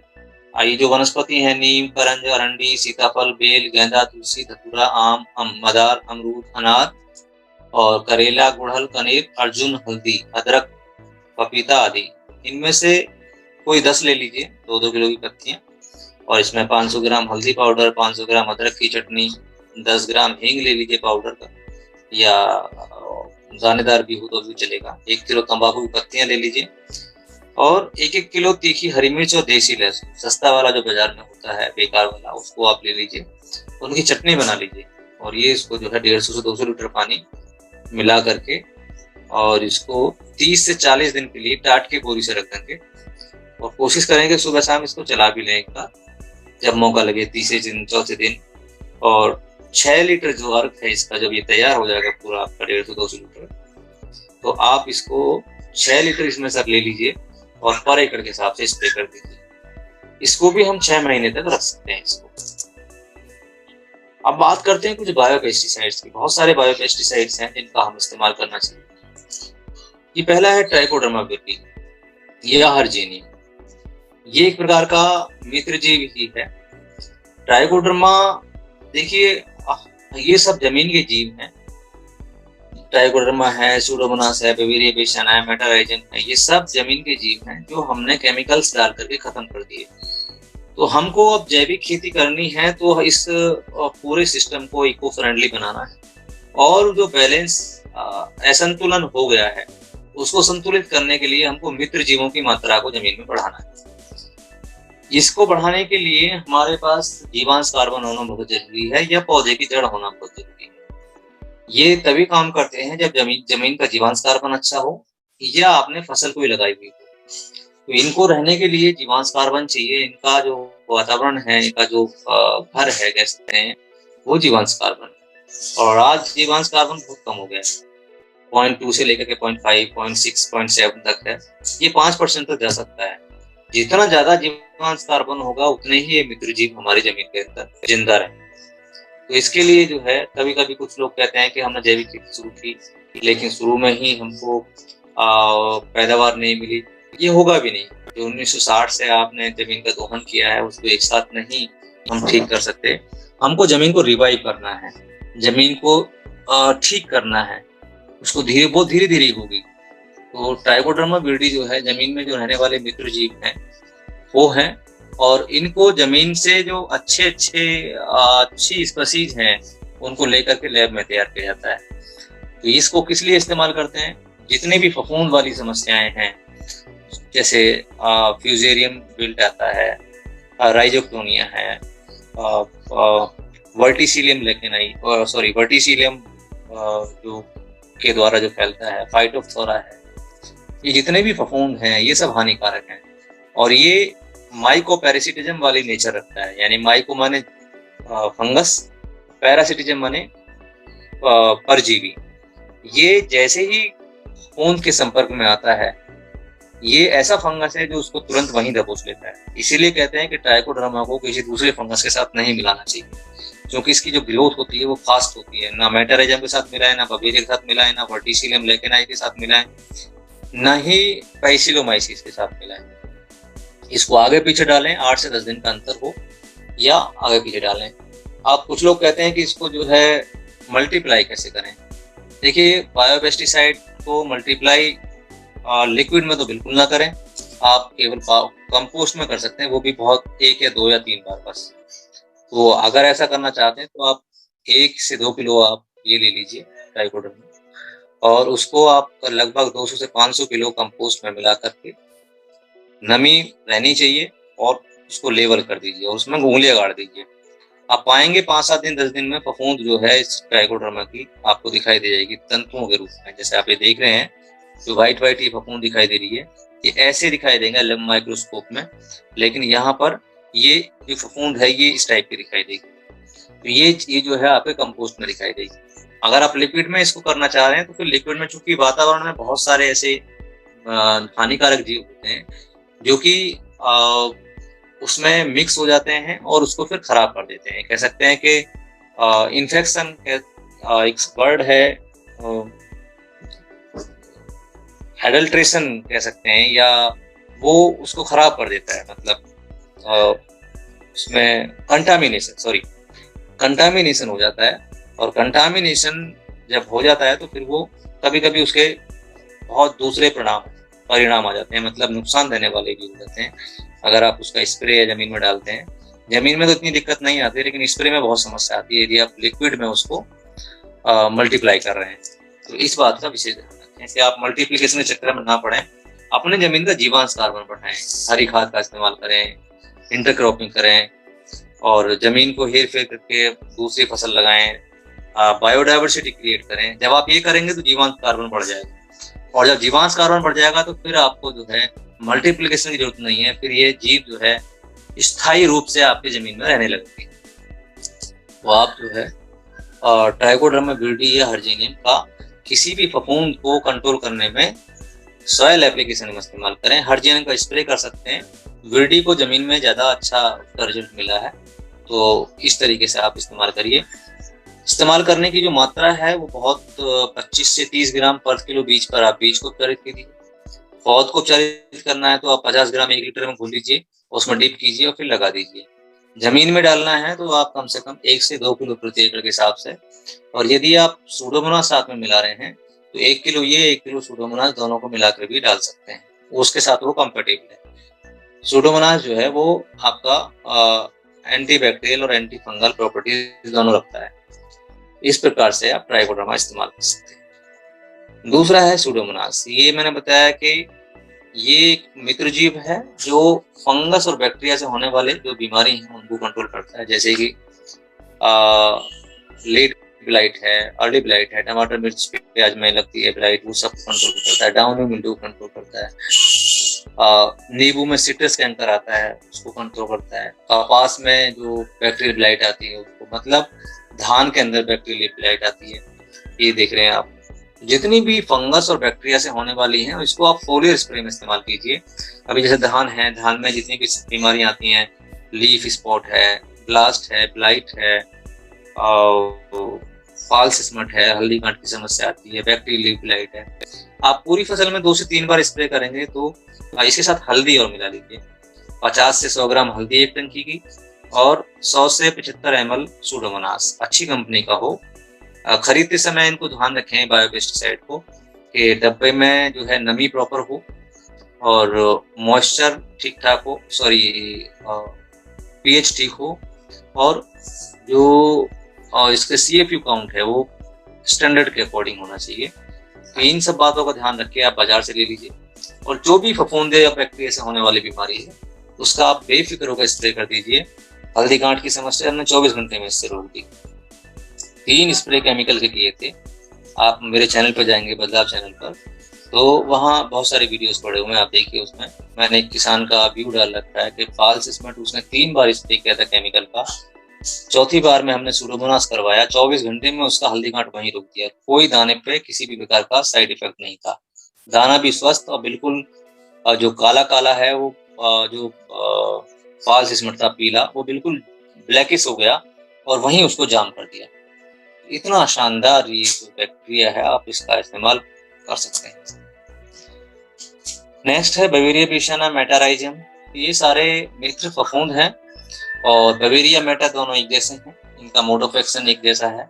किसी भी कीट को के संपर्क में जाएंगे, उसके शरीर से अंदर एंटर करेंगे और 24 से 48 घंटे में आप ये देख रहे हैं, अगर आपने बवेरिया इस्तेमाल किया है तो व्हाइट कलर का जो है कीट के ऊपर फफूंद आ जाएगी, और यदि आपने मेटा इस्तेमाल किया है तो ग्रीन कलर की फफूंद उस पर आ जाएगी। और दीमक और सफेद सूंडी के लिए तो ये रामबाण है। मेटाराइजम के बहुत शानदार रिजल्ट मिले हैं। आप 2 से 4 किलो प्रति एकड़ गुड़ के साथ में कंपोस्ट मिला करके इस्तेमाल कीजिए, तो बहुत शानदार रिजल्ट मिलते हैं। इवन मेटाराइजम जो है, जितने भी ऊपर से लगने वाले कीट हैं, चाहे जैसे आपका बैंगन का जो कीट है वो भी कंट्रोल होता है, सूंडी है किसी तरह की, सेकंड पेस्ट है, मेटा बवेरिया दोनों का ही कर सकते हैं। तो जब आप स्प्रे करते हैं, स्प्रे शाम के समय करें, क्योंकि दोपहर में थोड़ी टेम्परेचर ज़्यादा होता है, जल्दी सूख जाता है वो। तो कीट यदि उपस्थित है तो अच्छा काम करेगा ये प्रिवेंशन में करने की जरूरत नहीं है। हल्का कीट दिखाई दे रहा है आपको, ईटीएल लिमिट के आसपास है, तो आप इसका स्प्रे कर दीजिए। तो जैसे ही आप स्प्रे करेंगे तो ये उसके शरीर से अंदर एंटर कर जाएगा और फिर इसके शरीर से अपना भोजन लेने लगता है, अपने आप को जिंदा रखने के लिए, और धीरे धीरे ये उसके जो खाने की क्षमता है उसे तुरंत खत्म कर देता है। उसके बाद फिर जैसे ही खाने की क्षमता खत्म हुई, फिर 24 से 48 घंटे में ये कीट को किल कर देता है निश्चित रूप से। ऐसी वर्टिसिलियम लेकेनाई है, ये जो है सकिंग पेस्ट जो है, व्हाइट फ्लाई है, थ्रिप्स है, जैसिड है और सर्पेंटाइन लीफ माइनर है। इनका इस्तेमाल, इन पर ये इस्तेमाल करने से अच्छे लाभ और रिजल्ट मिले हैं। तो ये जो आप देख रहे हैं, ये वर्टिसिलियम लेकेनाई का फफूंद का वी स्पोर है, और ये आपका मेटाराइजम हो गया, और ये बवेरिया पिशियाना। तो इनसे आप अगर जमीन में समस्या है तो आप बीज उपचारित कर सकते हैं, नहीं तो स्प्रे करें या सॉइल एप्लीकेशन करें। सॉइल एप्लीकेशन में 2 किलो प्रति एकड़, वो डिपेंड करता है कि इंसेक्ट कितना है। आप 4 किलो भी ले सकते हैं, ज्यादा लेने से कोई दिक्कत नहीं है। 2 किलो कंपोस्ट में मिलाइए या मिट्टी में मिलाइए और सीधे खेत में डाल दीजिए। ऐसी पैसिलोमाइसिस लिनासिनस है, वर्टिसिलियम क्लेमाइडोस्पोरियम। पहले ये पैसिलोमाइसिस था, अब ये बंद है, अभी बैन है। अभी वर्टिसिलियम क्लेमाइडोस्पोरियम या पख्थुनिया इसको बोलते हैं। ये जो है, जितने भी नेमाटोड हैं, जमीन के अंदर हजारों प्रकार के नेमाटोड हैं, इनमें मित्र बहुत कम है। अभी तक 2 स्पीशीज को फाइंड आउट किया गया है, हेटोरेप्टिस इंडिका और स्टेप्टो और कार्बोकैप्सी। तो ये दोनों जो हैं, ये एक कंपनी है मल्टीप्लेक्स, उन्होंने बनाया था उसको, मतलब IRI से उसकी टेक्नोलॉजी लेकर के खुद कमर्शलाइज किया था उसका। तो उसका वो क्या है, वो दोनों ही जो नेमाटोड हैं वो इंसेक्ट किल करते हैं, यानी कि अगर आप उनका स्प्रे करते हैं तो वो इंसेक्ट के शरीर में घुस करके उसको मारते हैं। और ये जो है, ये फफूंद है क्लेमाइडोस्पोरियम पख्थुनिया। ये जो नेमाटोड है, ये बहुत खतरनाक एक प्रकार का जीव है। ये आप देख रहे हैं, इस तरह का सांप जैसा होता है, छोटा छोटा, और ये जुवेनाइल होता है, छोटा होता है, बड़ा होता है। अंडे इसने फीमेल ने दिए और उसके बाद फिर सीधे जमीन में ये जड़ों में घुस जाता है, और जड़ों में घुस के अपनी मात्रा बढ़ाने लगता है, और जड़ जो है फूल करके ऐसी हो जाती है, ये देख रहे हैं, नोडुल्स बन जाएंगे। इसी प्रकार के नोडुल्स मिलते हैं आपको लेग्यूम्स क्रॉप में, जो दाल वाली फसलें हैं, उसमें गुलाबी रंग की गांठें होती हैं, लेकिन उसमें मित्र जीव होता है, राइजोबियम। इसमें जो है ये नेमाटोड है, ये इस तरह का जीव होता है, जो कि जमीन में जितनी भी खुराक पौधा ले रहा है, उसकी जो खुराक है वो पौधे की बंद हो जाती है, और फिर पौधा धीरे धीरे पहले आधा सूखता है, फिर पत्तियां सिकुड़ जाती हैं, गड्ढे पड़ जाते हैं उसमें, और पीला होकर के पौधा सूखने लगता है। ये आप देख रहे हैं कि ये नेमाटोड पत्ती का भी होता है, स्टेम में भी होता है। तो ये पत्ती में नेमाटोड है, और ये आपका इसके लक्षण है, इसकी जड़ों में है नेमाटोड। तो इस तरह का जो है लक्षण आपको दिखाई देते हैं। आप जब ये जो क्लेमाइडोस्पोरियम का इस्तेमाल करेंगे तो ये 2 से 4 किलो, वो डिपेंड करता है। वैसे इसके लिए जो है नीम की खली या नीम का तेल का भी इस्तेमाल करते हैं, और H2O2 वो भी इस्तेमाल करते हैं, और साथ में कुछ एक केमिकल है जो बहुत ज़्यादा हाईली पेस्टिसाइड है, रेड कलर का निशान उसमें है, ट्रायंगल बना हुआ है, और उसका इस्तेमाल करते हैं। उसका नाम है फ्यूराडान। फ्यूराडान का भी इस्तेमाल करते हैं। वो बहुत ज़्यादा नुकसानदायक है, वो ज़मीन के मित्र जीवों को सब खत्म कर देती है। रासायनिक खेती वाले करते हैं, तो आप इसका इस्तेमाल करेंगे तो बहुत अच्छे से कंट्रोल होता है ये, और जल्दी कंट्रोल हो जाता है। आप 2 से 4 किलो प्रति एकड़ गुड़ के घोल के साथ में कंपोस्ट मिलाकर इस्तेमाल कीजिए। एक बात का विशेष ध्यान करें, जब भी आप सॉइल एप्लीकेशन में या तो खेत की तैयारी करते समय डालें, या फिर जब ऊपर से आदि डाल रहे हैं, तो सिंचाई करना बहुत जरूरी है। नमी के जरिए ये स्पोर सीधे सीधे जमीन में नीचे जड़ों में चले जाते हैं और फिर पौधे को मदद करते हैं। नेक्स्ट है बैसिलस थ्यूरोजेनेसिस। ये एक प्रकार का पूरा जीव है, बैक्टीरिया है, मित्र जीव है। ये आप देखा होगा तो आपने सुना होगा बीटी कॉटन। बीटी कॉटन में किराइवन एसी, किराइवन एबी 2 तरह के जीन्स हैं, अभी तीसरे पर काम चल रहा है। तो वो क्या करते हैं, वो ऐसा टेस्ट डेवलप करते हैं उस पौधे में, उसके जीन्स में डाला हुआ है, जिससे कि कॉटन में आने वाली जो तीनों तरह की सूंडी हैं, जैसे पिंक बॉलवॉर्म है, अमेरिकन सूंडी है, स्पॉटेड बॉलवॉर्म है, तीनों को कंट्रोल करती है। यानी कि पौधे में ऐसा टेस्ट डेवलप कर देते हैं ये, इसके केवल 2 जीन्स हैं, जिससे कि वो सूंडी ही नहीं लगती। लेकिन कभी कभी जब हम जीन्स में मतलब इस तरह की जब छेड़छाड़ करते हैं, तो उसमें फिर दूसरे कुछ साइड इफेक्ट्स आते हैं। जैसे जब बीटी चला था तो उस समय उसमें वीड्स का बहुत ज़्यादा अटैक हुआ, फिर उसके बाद मीलीबग बहुत आया, और फिर अभी लास्ट टाइम 2-3 साल पहले इसमें व्हाइट फ्लाई का अटैक बहुत ज़्यादा हुआ। तो वो एक नेचर का एक सिस्टम है कि जब कुछ छेड़छाड़ होगी तो उसमें कुछ गड़बड़ होगी। लेकिन बीटी जो है ये पूरा ये इस तरीके से 4 फॉर्म में मिलता है आपको, एंडोस्पोर्स, क्रिस्टलाइजेशन टॉक्सिन, और पूरा बैक्टीरिया, और नॉर्मल गट बैक्टीरिया। तो जब इसका इस्तेमाल होता है तो आप देखते हैं कि जैसे ही हमने स्प्रे किया इसका, within a minute toxin binds to specific receptors in the gut wall. जो इसकी गट वॉल है उसमें अंदर एंटर कर जाएगा और अनेक प्रकार के क्रिस्टल बना लेगा, टॉक्सिन्स क्रिस्टल बना लेगा प्रोटीन के, और जिससे कि कीट जो है तुरंत फीडिंग करना बंद कर देगा। और जैसे ही फीडिंग करना बंद करेगा तो वो उसके अंदर भूख लगेगी, उसको धीरे धीरे कमजोर हो जाएगा, और कमजोर होकर के कुछ ही घंटों में जो है उसकी जो गट वॉल है वो टूट जाती है, और उसमें जो स्पोर्स हैं वो बिखर जाते हैं, और फिर उसकी बॉडी कैविटी में चले जाते हैं। और इसे आप देख रहे हैं 24 से 48 घंटे में इस तरीके का वो हो जाएगा, और फिर धीरे धीरे ब्लैकिश हो जाएगा, और पूरी तरीके से आप इसमें जो है जो टॉक्सिन है वो पूरा फैल चुका है। ये मरा हुआ जो है कैबेज का लूपर है, जो जिस पर बीटी का स्प्रे हुआ था। ये बीटी जीव है पूरा, जिसमें ये सब चीजें मिलती हैं। ये बीटी टॉक्सिन क्रिस्टल है, यही जो जहर है, ये टॉक्सिन जो है, यही इस कीट में जाकर के अंदर इसको मारने का काम करता है। ये मार्केट में आसानी से मिल जाता है। आप जितनी भी सूंडी हैं उन पर इसका बहुत अच्छा रिस्पॉन्स है। नेक्स्ट है न्यूक्लियर पॉलीहाइड्रोसिस वायरस। ये अब तो वैसे अधिकतर सूंडी का मार्केट में आ रहा है, लेकिन शुरू में हेलिकोबा आमीजोरा, जो इसको अमेरिकन सूंडी बोलते हैं, हेलियोथिस बोलते हैं, और स्पोडोप्टेरा लेटूरा, इन दोनों का मिलता था। और इसको आप स्वयं भी बना सकते हैं, लेकिन थोड़ा सा हेल्थ इशू है तो इसलिए स्वयं नहीं करना चाहिए।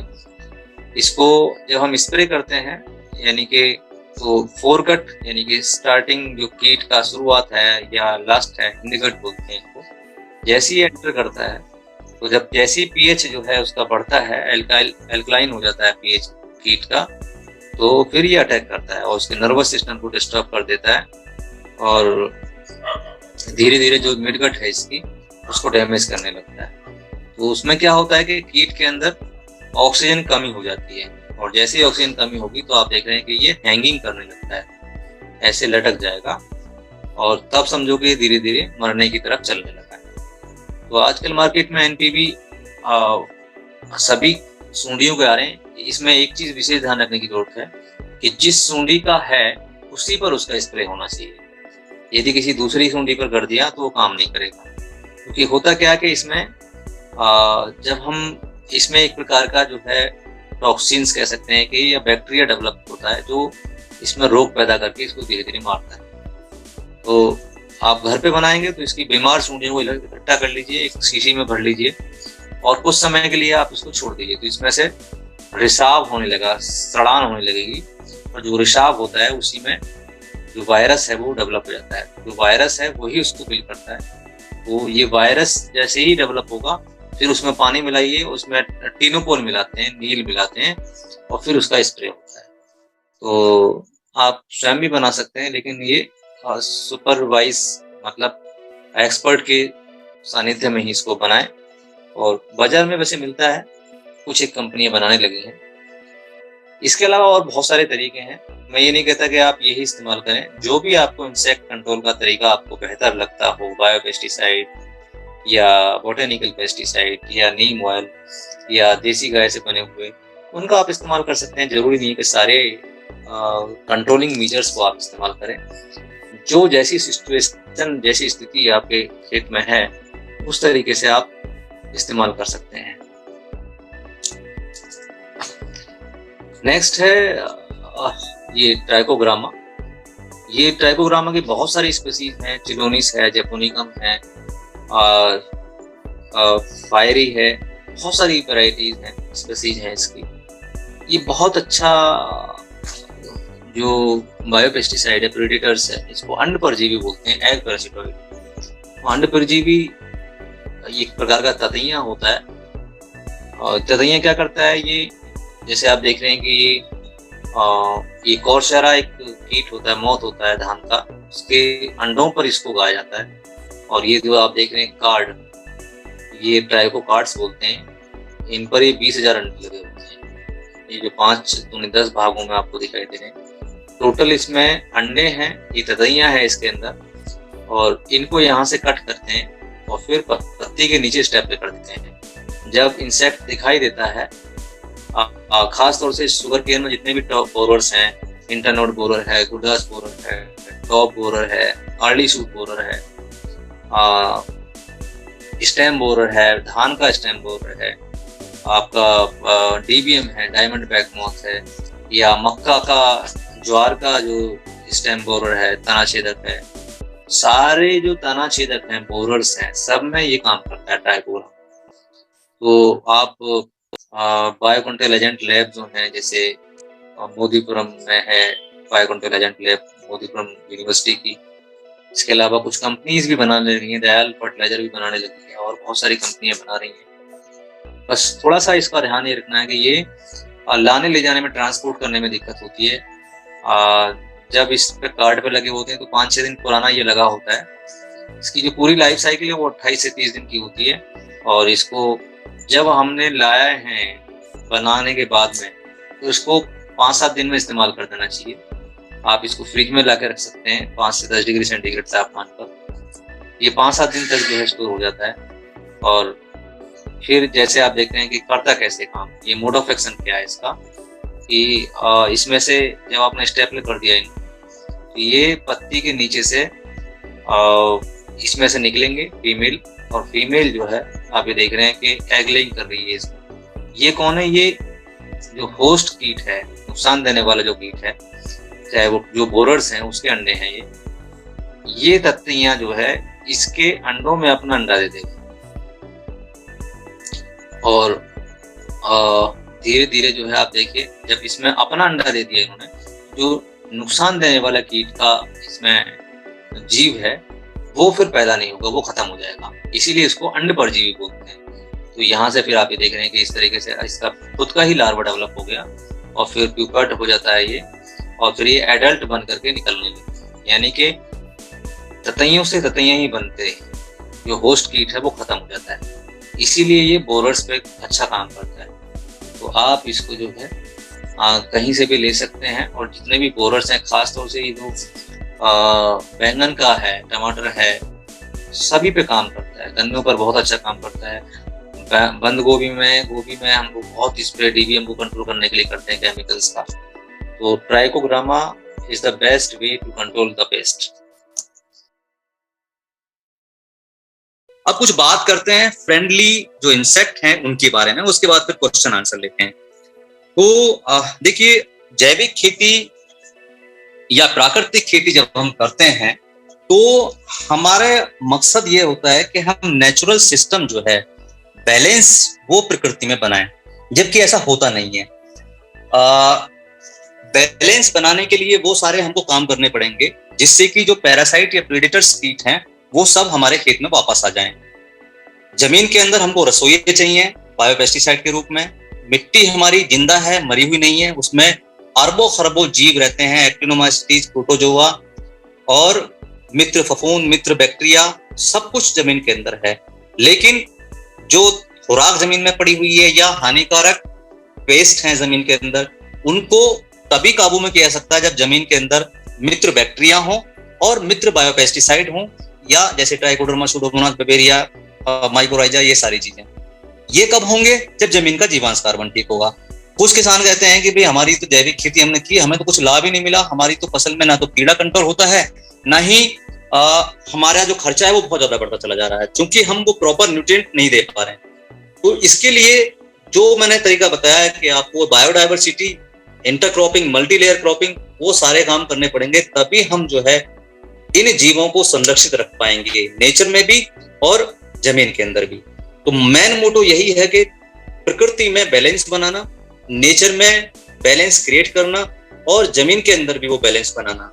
वो तभी संभव है जब आप प्रॉपर तरीके से ऑर्गेनिक फार्मिंग या नेचुरल फार्मिंग का सिस्टम को अप्लाई करेंगे।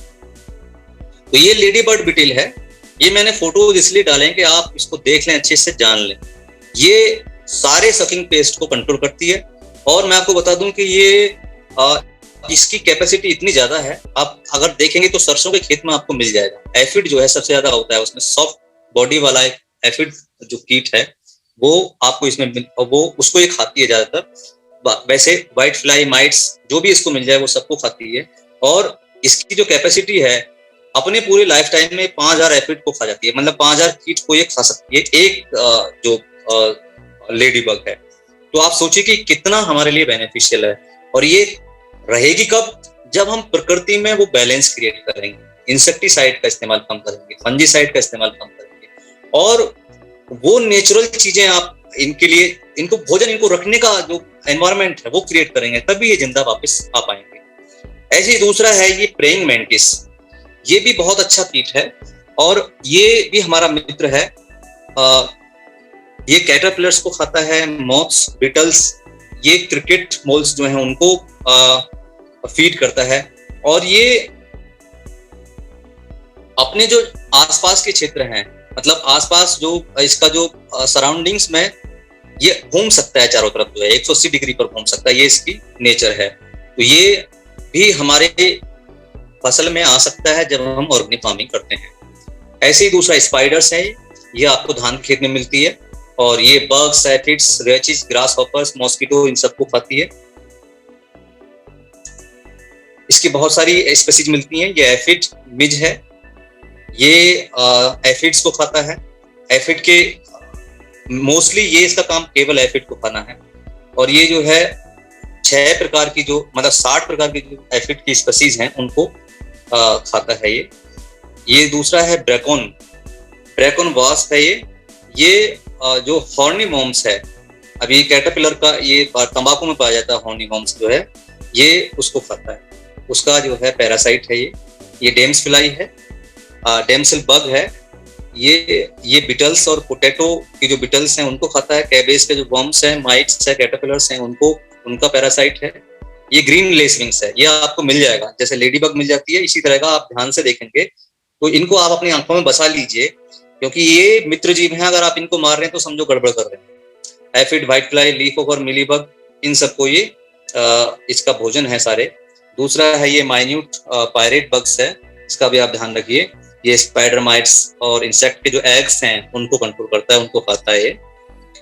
दूसरा है ये सोल्जर बिटल्स है, ये ग्रास हॉपर के जो अंडे हैं उनको फीड करता है, एफिड्स है। और जो सॉफ्ट बॉडी के इंसेक्ट्स हैं जैसे जैसिड है उनको कंट्रोल करता है। दूसरा टेक्निट फ्लाइज है, ये जिप्सी मॉथ जो है, जापानीज बिटल्स, कटवॉर्म्स हैं, उनको उनका भोजन उनको जो है उनको अपने भोजन में ग्रहण करता है। और होवर फ्लाई है, इसका भी आप ध्यान रखें। एफिड, स्केल इंसेक्ट, कैटरपिलर्स, इनको ये खाता है। ये मिलीबग डिस्ट्रॉयर है, ये केवल मिलीबग को ही खाता है। आप सोचिए जहां मिलीबग होगा आपको ये दिखाई देगा, लेकिन हम लोग गलती से इसको मिलीबग का ही साथी समझ लेते हैं। और ये अपने जो एक जो मिलीबग डिस्ट्रॉयर है, ये कम से कम 250 मिलीबग के जो लार्वा हैं उनको कंट्रोल करता है। ये स्पाइडर है, ये सॉरी ये प्रेडेटरी माइट्स है, ये माइट्स को खाता है। प्रेडेटरी माइट्स कुछ हद तक जैसिड्स को भी खाता है। ये ड्रैगन फ्लाई है, ये आपको मॉस्किटो, बग्स और जो मिज हैं, गाल मिज जैसे, उनको अटैक करता है।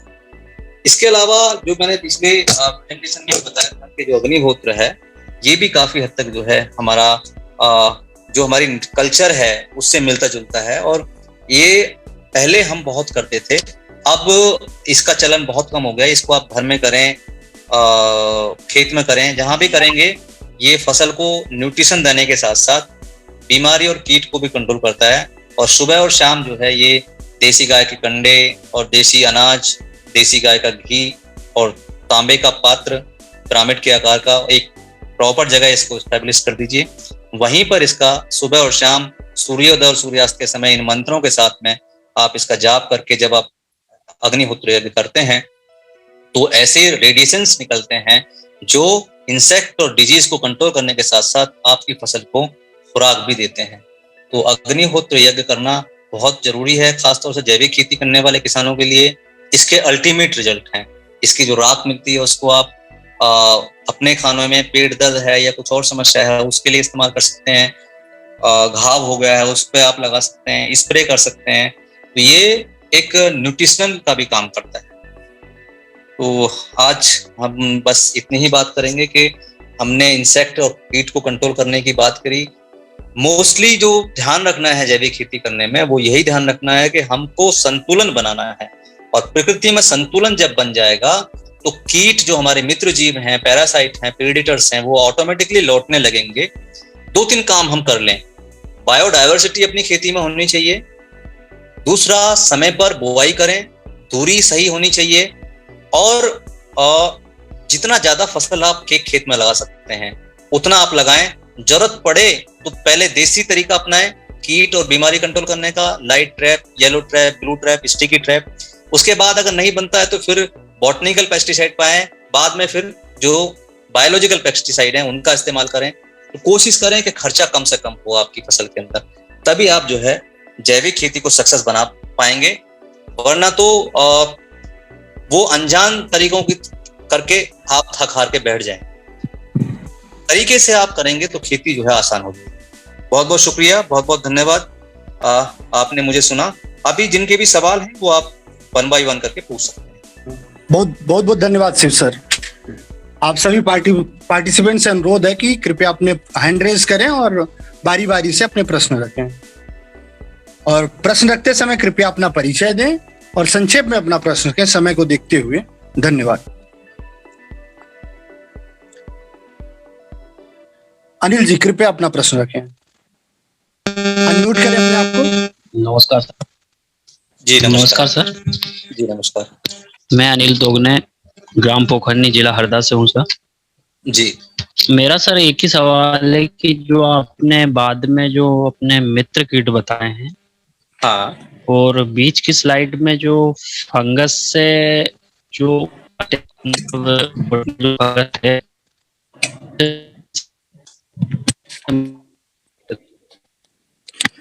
अनिल, आपकी आवाज डिस्टर्ब हो रही है। जी अनिल जी, अपना वही मेरा निवेदन था, आप अपना प्रश्न चैट बॉक्स में रखें, आपका प्रश्न लिया जाएगा। सर आवाज मुझे मैं इनका प्रश्न समझ गया। ये क्या कहना चाह रहे हैं? ये कहना चाह रहे हैं कि जो मित्र जीव हैं या पैरासाइट प्रेडेटर्स हैं और जो हमारे बायोपेस्टिसाइड्स हैं, क्या अगर हम बायोपेस्टिसाइड का इस्तेमाल करते हैं तो क्या वो उनको इफेक्ट करेगा? तो सवाल आपका बिल्कुल ठीक है, जायज है, लेकिन अभी कुछ बहुत ज्यादा इस चीज पर रिसर्च नहीं हुई है। जहां तक देखा गया है कि बहुत ज्यादा ये नुकसान नहीं करता है।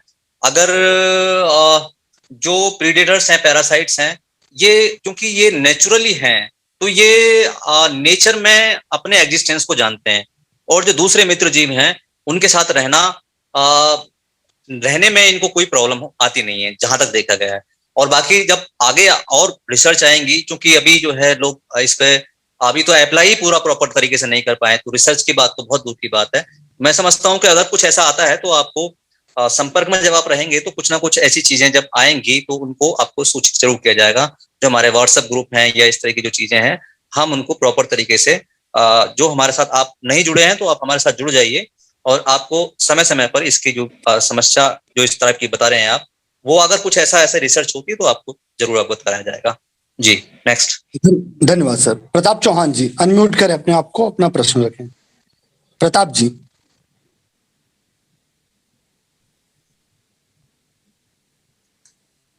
अनम्यूट करें प्रताप जी। मुझे लगता है कि अनम्यूट हमें ही करना पड़ेगा। नहीं, वो मैंने उनको रिक्वेस्ट कर लिया सर, उन्होंने कर लिया। प्रताप जी बोले, प्रश्न रखें अपना। नमस्कार सर, मेरा नाम प्रताप सिंह चौहान है जी, और मैं जिला खंडवा से बात कर रहा हूँ सर। हाँ जी। मेरा सवाल ये था कि जो हमारे बायो फंगीसाइड है सर, जैसे ट्राइकोडर्मा, सुडोमोनास और 2-3 फंगीसाइड आपने और बताए थे सर, तो इन्हें हम इफेक्टिवली कैसे मल्टीप्लाई करें सर, ताकि हमारा सर इसमें कॉस्ट कम से कम हो सके, मतलब कि देखिए, इसके लिए जो मेरा एक चैनल है बदलाव के नाम से, मैंने उस पर भी एक प्रॉपर डिटेल में वीडियो डाली हुई है। मैं आपको बता दूं कि देखिए, हाँ जी, बदलाव के नाम से है, जब आप डालेंगे तो उसमें मिल जाएगा। एक्चुअली क्या होता है कि ये एक कंट्रोल एनवायरनमेंट में इनको पैकेट के अंदर डाला जाता है जहां भी ये बनते हैं। यानी कि इनको देखिए, जब जमीन से लिए जाते हैं, इनका ये सब एग्जिस्टेंस जो है वो जमीन के अंदर ही है।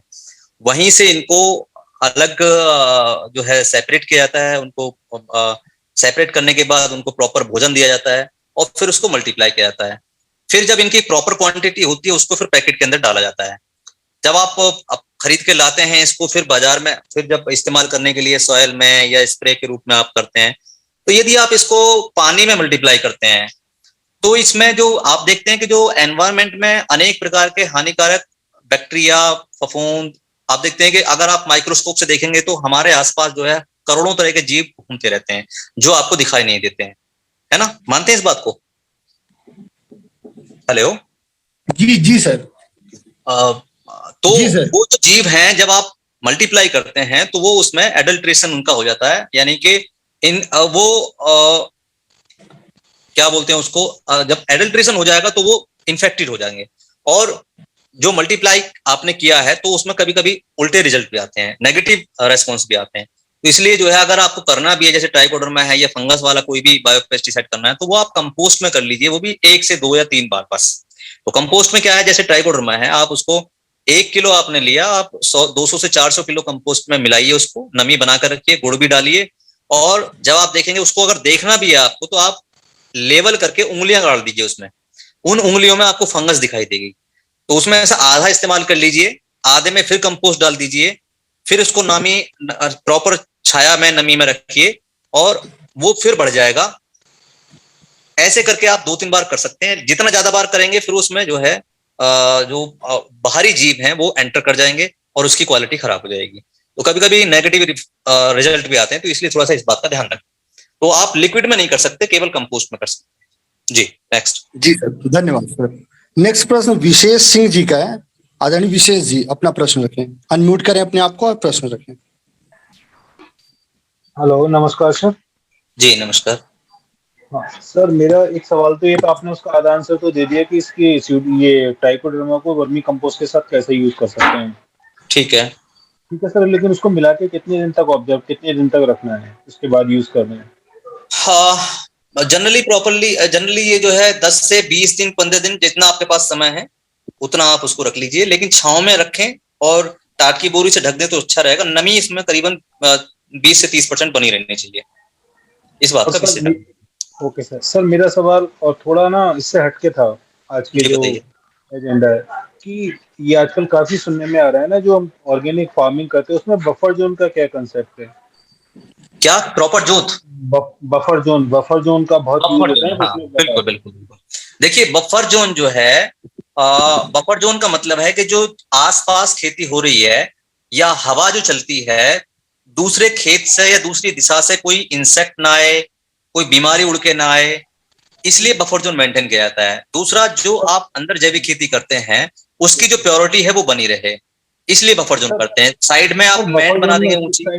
किस टाइप के पौधे लगाने चाहिए बफर जोन में? जैसे आप जो भी अंदर आप फसल कर रहे हैं उससे बड़े होने चाहिए, और उस जो बफर जोन का एरिया है वो कम से कम मिनिमम 3 मीटर होना चाहिए, और 3 से 6 मीटर और ज्यादा भी आप रख सकते हैं। इवन ये कर सकते हैं कि आप वानिकी वाले पौधे लगा सकते हैं, जैसे बर्मा ड्रैक है, कोई फ्रूट क्रॉप लगा सकते हैं, जैसे ये अमरूद है, नींबू है, फालसा है, पपीता है, इस तरह के पौधे लगा सकते हैं। और साइड में आप चाहें तो चारा वाली फसल भी लगा सकते हैं। तो इससे क्या है कि इससे जो बाहर से हवा है उसका भी रुकाव होगा, और जो पड़ोस में खेत में स्प्रे हो रहा है उससे भी, मतलब बफर जोन का मतलब ये है कि जो आप अंदर कर रहे हैं वो सेपरेट उसकी क्वालिटी बनाने के लिए आप बफर जोन मेंटेन कर रहे हैं। जी सर, जी सर, जी जी सर, धन्यवाद सर। जी सर, धन्यवाद सर। सर, ये अनिल जी का दोबारा प्रश्न आ रहा है, बट उसके अलावा मैं रिक्वेस्ट करना चाहूंगा बाकी पार्टिसिपेंट से। एक्चुअली टेक्निकल प्रॉब्लम के कारण जो हमारे पास आपके प्रश्न थे चैट बॉक्स में, वो अभी प्रश्न हमारे पास उपलब्ध नहीं है। तो अगर किसी पार्टिसिपेंट का कोई प्रश्न रह गया हो जो वो पूछना चाहें तो कृपया पहले हम आपको मौका देंगे। इसका मतलब काफी सारे प्रश्न थे। जी सर, प्रश्न थे वो। जी सर, प्रश्न थे हमारे पास सर। वो चलिए, एक प्रश्न है सर चैट बॉक्स से, धान में झंडा रोग का इलाज सर पूछा जा रहा है। अच्छा, झंडा रोग का इलाज। देखिए, झंडा रोग जो है वो उसको बकाने डिजीज बोलते हैं, फुट रॉट बोलते हैं, और ये जो है फ्यूजिकोरिया एक फफूंद होती है, उससे होता है, यानी कि उसकी नेचर ही बढ़ने की होती है। इसके लिए आपको सीड ट्रीटमेंट, सॉइल ट्रीटमेंट दोनों ही करने जरूरी हैं, और जरूरत पड़े तो आपको ऊपर से स्प्रे भी करना है, और उसके लिए ट्राइकोडर्मा सूडोमोनास सबसे बेस्ट है। कुछ देसी तरीका है, गौमूत्र वगैरह का भी इस्तेमाल करते हैं, तो भी एक्चुअली ये फंगस जो है ये हाई टेम्परेचर पर बहुत तेजी से बढ़ती है। 35 डिग्री सेंटीग्रेड से जब तापमान जब ज्यादा बढ़ता चला जाता है तो इसका अटैक और भी ज्यादा बढ़ जाता है। तो इसके लिए सबसे पहले तो आप बीज का सिलेक्शन बहुत अच्छे से करें। आप अपना रखा हुआ बीज ना लें या रोगग्रस्त बीज ना लें। आप कोशिश करें कि जो रिसर्च सेंटर्स हैं वहां से बीज लें। खासतौर से 11-21 या 1509 में समस्या आती है। और जिब्रेलिक एसिड तो इसमें बिल्कुल ना डालें, क्योंकि जिब्रेलिक एसिड इसी फंगस से तैयार किया हुआ है। कुछ किसान का सुनने में आया था कि उन्होंने जिब्रेलिक एसिड डाला तो उसमें बहुत ज्यादा अटैक उसका हो गया, क्योंकि वो उसी को सपोर्ट करती है। तो इसके लिए आप seed treatment, soil treatment, trichoderma Pseudomonas सबसे बेस्ट है।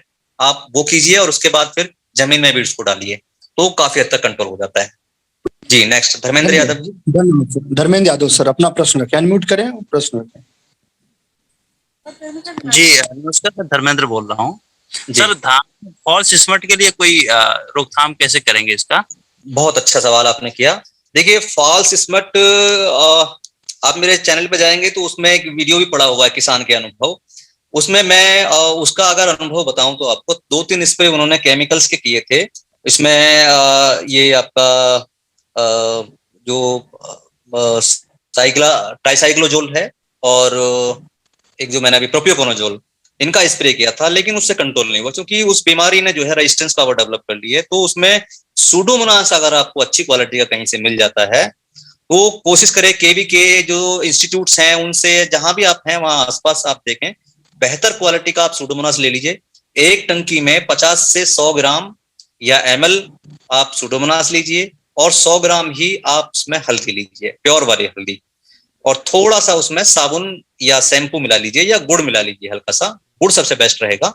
और यहाँ मैं एक चीज और बता दूं आपको कि अगर आप केमिकल खेती कर रहे हैं तो उसमें आप जो है 05234 भी मिला लें, अगर गाभे पे है आपकी पाली जो है, क्योंकि इसी समय इस रोग का अटैक ज्यादा होता है। 20% वाला बोरोन ले लें आप 1 ग्राम पर लीटर का, 150 से 200 ग्राम। 05234 ले लें 100 ग्राम पर एकड़ के हिसाब से, पर टंकी के हिसाब से, और सूडोमोनास ले लें आप 100 ml जो है। तीनों को मिलाकर आप स्प्रे करेंगे तो आपका 1 से 1.5 कुंटल बीघा जो है आपका पैदावार भी बढ़ेगी और वो बीमारी भी कंट्रोल हो जाएगी। यदि आप ऑर्गेनिक कर रहे हैं तो आप सागरिका ले लीजिए क्रेपो का, और साथ में आप सूडोमोनास ले लीजिए, उसमें गुड़ मिलाकर के स्प्रे कीजिए, तो आपका वो समस्या भी खत्म हो जाएगी। दूसरा, जो फॉल्स स्मट के साथ साथ दूसरी बीमारी है उसको भी कंट्रोल हो जाएगा। एक बात का विशेष ध्यान रखें कि जमीन के अंदर, मतलब खेत में पानी नहीं होना चाहिए, पानी को निकाल करके तब आप स्प्रे करें, और 1 महीने के बाद वैसे भी पानी को सुखा करके लगाना चाहिए। ज्यादा मॉइस्चर जब रहता है तो स्टेम बोरर, बीपीएच और फॉल्स स्मट या ब्लास्ट, इनका अटैक ज्यादा होता है। तो इस बात का विशेष ध्यान रखें। धन्यवाद सर। सर अगला प्रश्न विशेष सिंह जी का है। विशेष जी अनम्यूट करें अपने आप को। पॉकेट वॉकेट ना लगा रखी। हेलो। हाँ जी। हाँ सर, आवाज आ रही है मेरी? हाँ जी आ रही है। अच्छा सर, आजकल ना ये कुछ लोग काफी बताते हैं कि जैसे अगर आप ऑर्गेनिक खेती कर रहे हैं तो हाइब्रिड बीज में यील्ड नहीं आता और देसी बीज यूज करने से ही है। सर थोड़ा इस पे बताएंगे।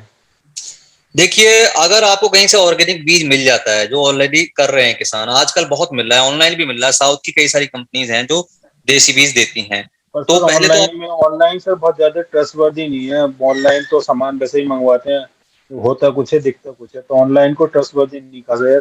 या तो कोई ट्रस्टेड सोर्स हो, पता है कि ऑनलाइन इससे लेना है, तो वो ही बेटर है। आप कौन कौन सी खेती करते हैं? सर मैं अभी खेती के लिए बिल्कुल नया हूँ, अभी मैं एंटर कर रहा हूँ इसमें, देखा जाए तो। ओके। वैसे जो खेती दूसरे लोग करते हैं मेरी, अभी मैं खुद एंटर कर रहा हूँ। जनरली गेहूं, गन्ना, धान, यही फसलें होती हैं अभी तक तो मेन, और वो भी ट्रेडिशनल वे में कर रहे हैं, रासायनिक विधि से। आप अपना एड्रेस और मोबाइल नंबर आप ड्रॉप कर दीजिए चैट बॉक्स में। विशेष जी, मैं आपको बताऊं कि मार्केट में ऑर्गेनिक बीज अब मिलने लगा है, क्योंकि किसान काफी सारे ऑर्गेनिक वाले हो गए हैं। तो अभी आपको, चूंकि आप नए हैं तो आपको जानकारी नहीं है। वो जब आप बलराम संदेश फर्क में रहेंगे तो आपको सीड की प्रॉब्लम दूर हो जाएगी। आप हमारे व्हाट्सएप ग्रुप से जुड़ जाइए, ठीक है? हाँ सर, और दूसरा, हाँ, जब तक जो है ऑर्गेनिक सीड नहीं मिलता है, तब तक आप जो हाइब्रिड सीड्स हैं उनका भी इस्तेमाल कर सकते हैं। ऐसा नहीं है कि आप बिल्कुल बस थोड़ा सा जीएम क्रॉप जो है या टर्मिनेटर सीड जो है उनका आप इस्तेमाल ना करें। बाकी जो हाइब्रिड हैं वो भी, उनमें भी कुछ अच्छे आते हैं। ओपन पॉलिनेटेड जो वेराइटीज हैं वो आपको आसानी से मिल जाती हैं, तो उनका आप इस्तेमाल कर सकते हैं। कुछ कंपनीज भी बनाती हैं देसी बीज जो है, तो उसकी आप टेंशन ना करें। और जब आप शुरू करें, बस आप एक बार जब शुरू करेंगे तो फिर सारे समस्या को समाधान हो जाएगा। तो बलराम संदेश के ग्रुप में डाल दूं मैं अपने डिटेल सर? हाँ जी, हाँ जी, मैं कुछ बताना चाहूंगा। जी डॉक्टर साहब। मैं जवाहरलाल नेहरू कृषि विश्वविद्यालय में जो है जैविक प्रजनक बीज उत्पादन इकाई है, जहां पे हमारे विभिन्न केंद्रों पे मध्य प्रदेश में 22 से ज्यादा केंद्रों पे हम जैविक प्रजनक बीज उत्पादित करके किसानों को उपलब्ध कराते हैं। तो जो किसान, और सभी केंद्र जो है एमपी शोका से हमारे पंजीकृत है, तो जिन किसानों को प्रजनक बीज, जैविक प्रजनक बीज की आवश्यकता होगी, वो हमारे प्रक्षेत्र से संपर्क करें। और बलराम संदेश से अगर आप जुड़े हैं तो जब भी आपको आवश्यकता हो आपकी मदद की जाएगी, आपको अच्छा जैविक बीज उपलब्ध कराने में।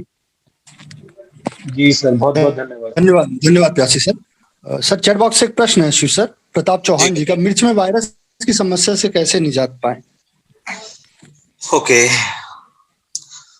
वायरस एक बहुत बड़ी समस्या है। वायरस है, विल्ट है, और जो वायरस है ये कभी कभी वायरस से होता है, और एक दूसरा वायरस जैसा छोटा जीव होता है माइकोप्लाज्मा, ये उसकी वजह से भी होता है।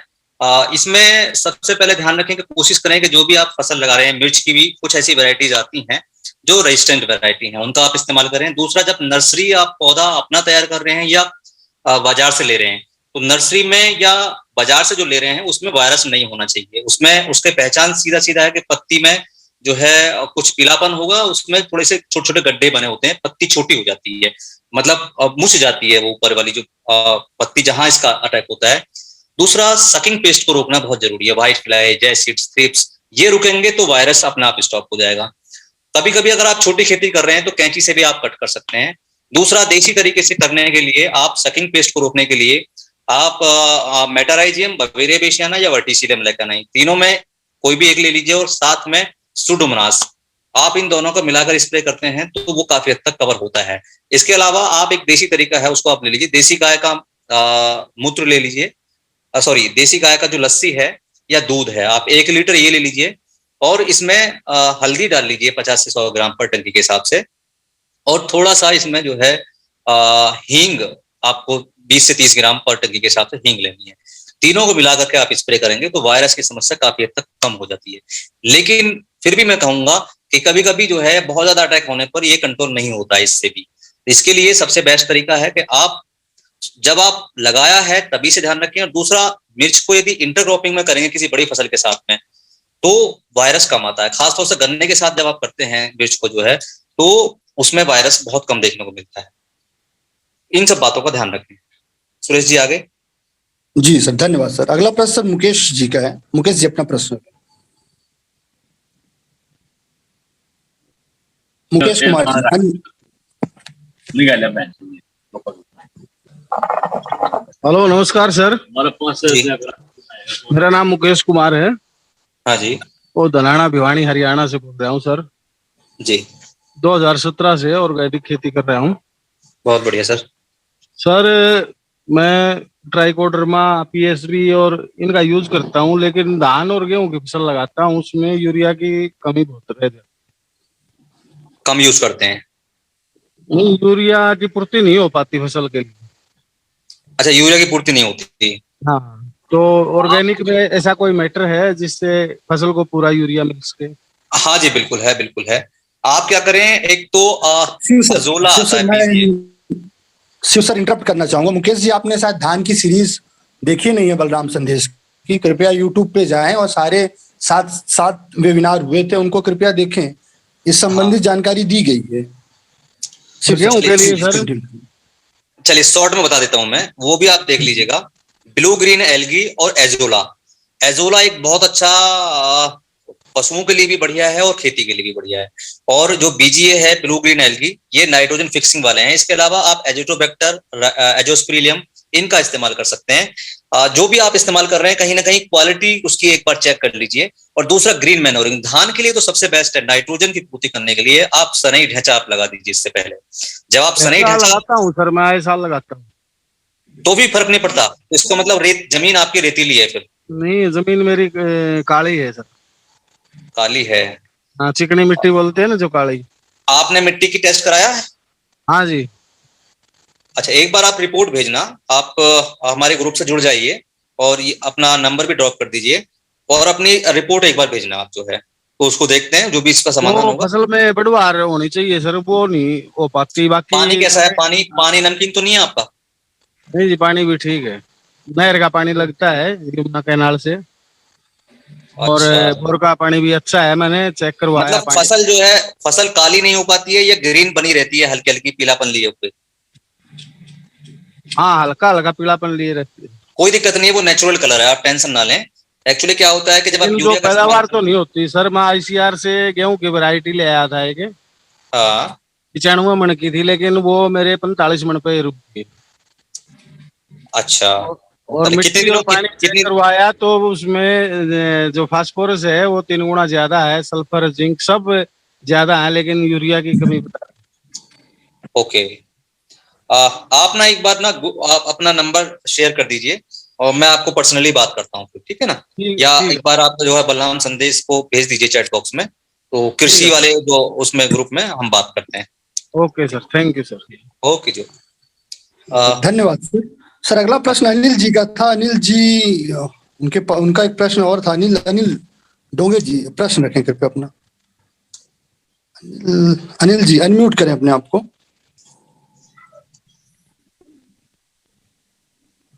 नमस्कार सर, एक प्रश्न और है मेरा कि अभी जैविक खेती में मतलब धान बोया हुआ है 1.5 एकड़ में लगभग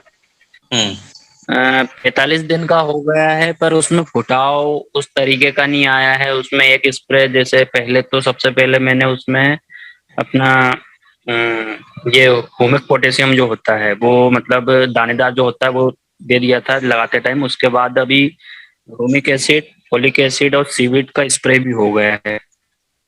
फिर भी आप मुझे एक बात बताइए, 45 दिन बाद भी अभी 40-45। हेलो, हाँ जी, हाँ जी, बोलिए। तो उसके बाद भी उस तरीके का फुटाव नहीं दिख रहा है जितना केमिकल में दिख रहा है। मतलब देखिए, सबसे पहली बात तो ये कि आपने ऑर्गेनिक तुरंत शुरू किया होगा। मैं अक्सर जितने भी जैविक खेती करने वाले लोग हैं या करना चाह रहे हैं, वो एक बात का विशेष ध्यान रखें कि हमने जो 60 सालों से जमीन का दोहन किया है वो 2 दिन में ठीक होने वाला नहीं है, या 1 या 2 साल में ठीक होने वाला नहीं है। उसका जीवांश कार्बन बढ़ाने के लिए थोड़ा सा धैर्य रखना पड़ेगा। तो पहले जमीन जब धीरे धीरे, इसलिए आपको अगर शुरुआत करना है तो बीज का रास्ता अपनाना पड़ेगा। आप प्योर ऑर्गेनिक पे मत आइए, आप केमिकल्स पूरी तरह बंद कर दीजिए, लेकिन फर्टिलाइजर बंद मत कीजिए। यूरिया के जो नेचर है वो ऑर्गेनिक है, तो उसका अगर आप सही थोड़ी मात्रा में इस्तेमाल कर रहे हैं तो वो दिक्कत नहीं करता है। अब फास्फोरस की बात करते हैं तो फास्फोरस के लिए प्रोम खाद जो है आप बना सकते हैं, है ना। तो प्रोम खाद मार्केट में भी मिलता है, आप अपना भी बना सकते हैं। तो हर समस्या का समाधान है, लेकिन वो आपको वो रास्ता सही चुनना पड़ेगा। उस रास्ते को अगर आप अपना रहे हैं तो फिर दिक्कत नहीं आएगी। दिक्कत कहाँ आती है कि आपने ऑर्गेनिक फार्मिंग तुरंत शुरू कर दी और सब बंद कर दिया। तो आप सोचो कि अगर आप तंबाकू खाते हो, रोज 3-3 पैकेट तंबाकू खा रहे हो, और आपको कहा जाए कि भैया आप बिल्कुल तंबाकू बंद कर दो, तो आप बंद नहीं कर पाएंगे, आप चैन से सो भी नहीं पाएंगे रात को। उसके लिए क्या है कि आपको पहले एक पुड़िया कम करनी पड़ेगी, फिर दूसरी करनी पड़ेगी, फिर तीसरी करनी पड़ेगी, फिर इलायची खानी पड़ेगी। जब इलायची खाएंगे तो धीरे धीरे आदत बनती चली जाएगी, फिर आप ऑर्गेनिक क्या फिर सब कुछ कर पाएंगे।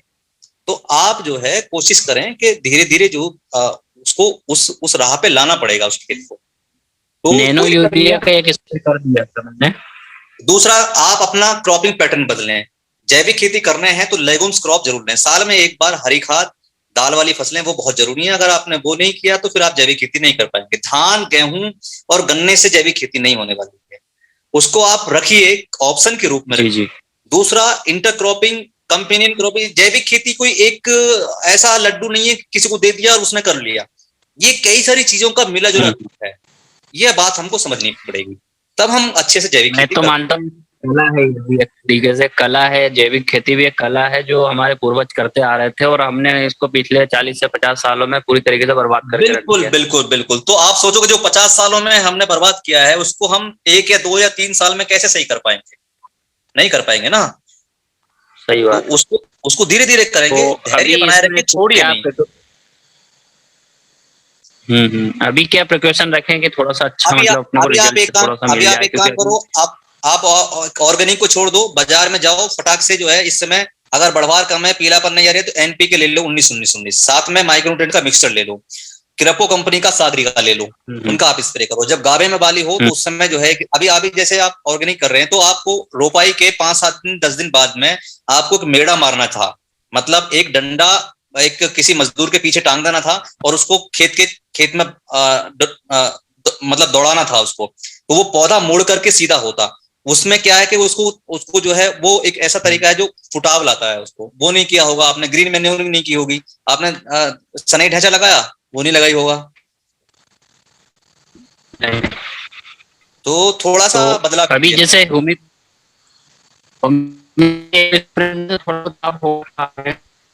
देखिए जो बाजार में ह्यूमिक एसिड आ रहा है ना वो प्योर नहीं है, मैं आपको बता दूं।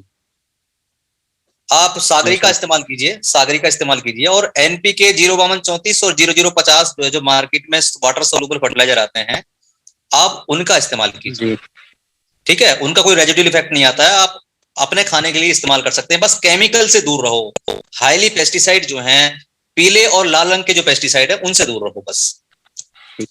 और एक सर ये बात बोल रहा था कि जैसे एक मतलब हर क्रॉप के लिए थोड़ा थोड़ा शेड्यूल यदि ऑर्गेनिक में मिल जाए, जैसे अब आगे हम क्या चने की फसल करेंगे तो उसमें किस तरीके से जमीन को तैयार करने से लेके अपन क्या कर सकते हैं, मतलब तैयारी के टाइम क्या कर सकते हैं उसके बाद? आप जुड़े रहिए, हमारे व्हाट्सएप ग्रुप में आ जाइए, जो भी समस्या है आपकी धीरे धीरे सॉल्व हो जाएगी। ठीक है ना? चलिए, ओके, नेक्स्ट सुरेश जी। मेरे ख्याल से अब नहीं है कोई भी, समय भी काफी हो गया है सर, बाइंड अप किया जाए। सर वसंत वर्मा जी का एक प्रश्न है सर, प्रश्न लेते हैं। वसंत भैया। हाँ जी जी जी जी जी। वसंत भैया प्रश्न रखें अपना। सर नमस्कार। सर नमस्कार, कैसे हैं सर? बस बढ़िया है सर। जी बताइए सर। सर मैं पिछले 6 साल से पाली हाउस में पान की खेती कर रहा था। पान की? जी, कलकत्ता का बंगला मीठा पत्ता पान। तो इस बार क्या हुआ, आंधी हवा में ऊपर की सीलिंग सारी फट गई। अच्छा, पॉली हाउस में? हाँ, साइड करते हैं सब सुरक्षित है। तो मुझे उसमें मिर्च लगाने का प्लान है, तो उसके सॉइल ट्रीटमेंट के लिए क्या करना है? सॉइल या किट में आपके आपने यहाँ नेमाटोड तो नहीं है? नहीं, नेमाटोड नहीं। हाँ, इस बात का ध्यान रखना, पॉली हाउस में नेमाटोड बहुत जल्दी आता है। तो हाँ, आप सॉइल एप्लीकेशन में सर ट्राइकोसूडो इस्तेमाल कीजिए। जी। और मिर्च लगा रहे हैं तो नेमाटोड की समस्या आपके यहाँ है ही नहीं, तो हाँ, माइजाबाद का इस्तेमाल कीजिएगा, अभी शुरू में मत कीजिएगा उसको। और जी। साथ में है सागरिका और वो सब आप देसी फॉर्मुलेशंस तैयार कर रहे हैं काफी समय से जैविक खेती। हाँ, वो तो कर रहा हूँ, रेगुलर करते ही था हाँ, मैं। मिर्च में जो है सबसे बड़ी समस्या जो है आती है वो विल्ट की आती है, तो विल्ट को कंट्रोल करना है। दूसरा मैंड पर लगाएं उसको, बड़ी मैंड बना रखी होगी शायद आपने उसको, वो तो तो सर अब नेचुरल सब बनेगा, पान वाली तो वो क्या ओवर मॉइस्चर था। मॉइस्चर का ध्यान रखें, क्योंकि ज्यादा नमी जी। जो है वो नुकसान करती है इसको। और विल्ट ही एक मेन प्रॉब्लम है, और विल्ट और नेमाटोड की भी समस्या आती है इसमें। तो अगर नेमाटोड की कुछ समस्या आपको लगे तो फिर आप ये इस्तेमाल कीजिएगा, नहीं तो हाँ, कोई दिक्कत नहीं है। और साइड में जो है थोड़ा सा गेंदा भी आप लगा लीजिए उसमें ट्रैप क्रॉप के रूप में, जी, जी। तो वो तो सर काफी ऊपर शेड नेट भी डालना पड़ेगी क्या, क्योंकि वो सारी तो सब डैमेज हो गई हैं। आप एक काम कर सकते हैं, आपका एरिया कौन सा है? हरदा डिस्ट्रिक्ट। हरदा, तो टेम्परेचर तो हाई रहता है वहाँ पे। हाँ, जल जाता था 45 तक चला जाता है। हाँ, तो एक काम कर और सकते हैं, किचन। अगर आपका हाँ, थोड़ा सा बजट की प्रॉब्लम है तो जो ग्रीन नेट आती है उसको हाँ। उसको कर लीजिए, वो सस्ती पड़ती है। एक्चुअली अच्छा। उसको लगाने से 2-3 फायदे तो हो ही जाएंगे आपके। एक तो इंसेक्ट कंट्रोल हो जाएगा, कुछ हद तक डिजीज भी कंट्रोल हो जाएगी, और जो धूप जी, है, धूप भी जो है छन के आएगी। वो ग्रीन नेट जो है 50% वाली भी आती है, 75% वाली भी आती है।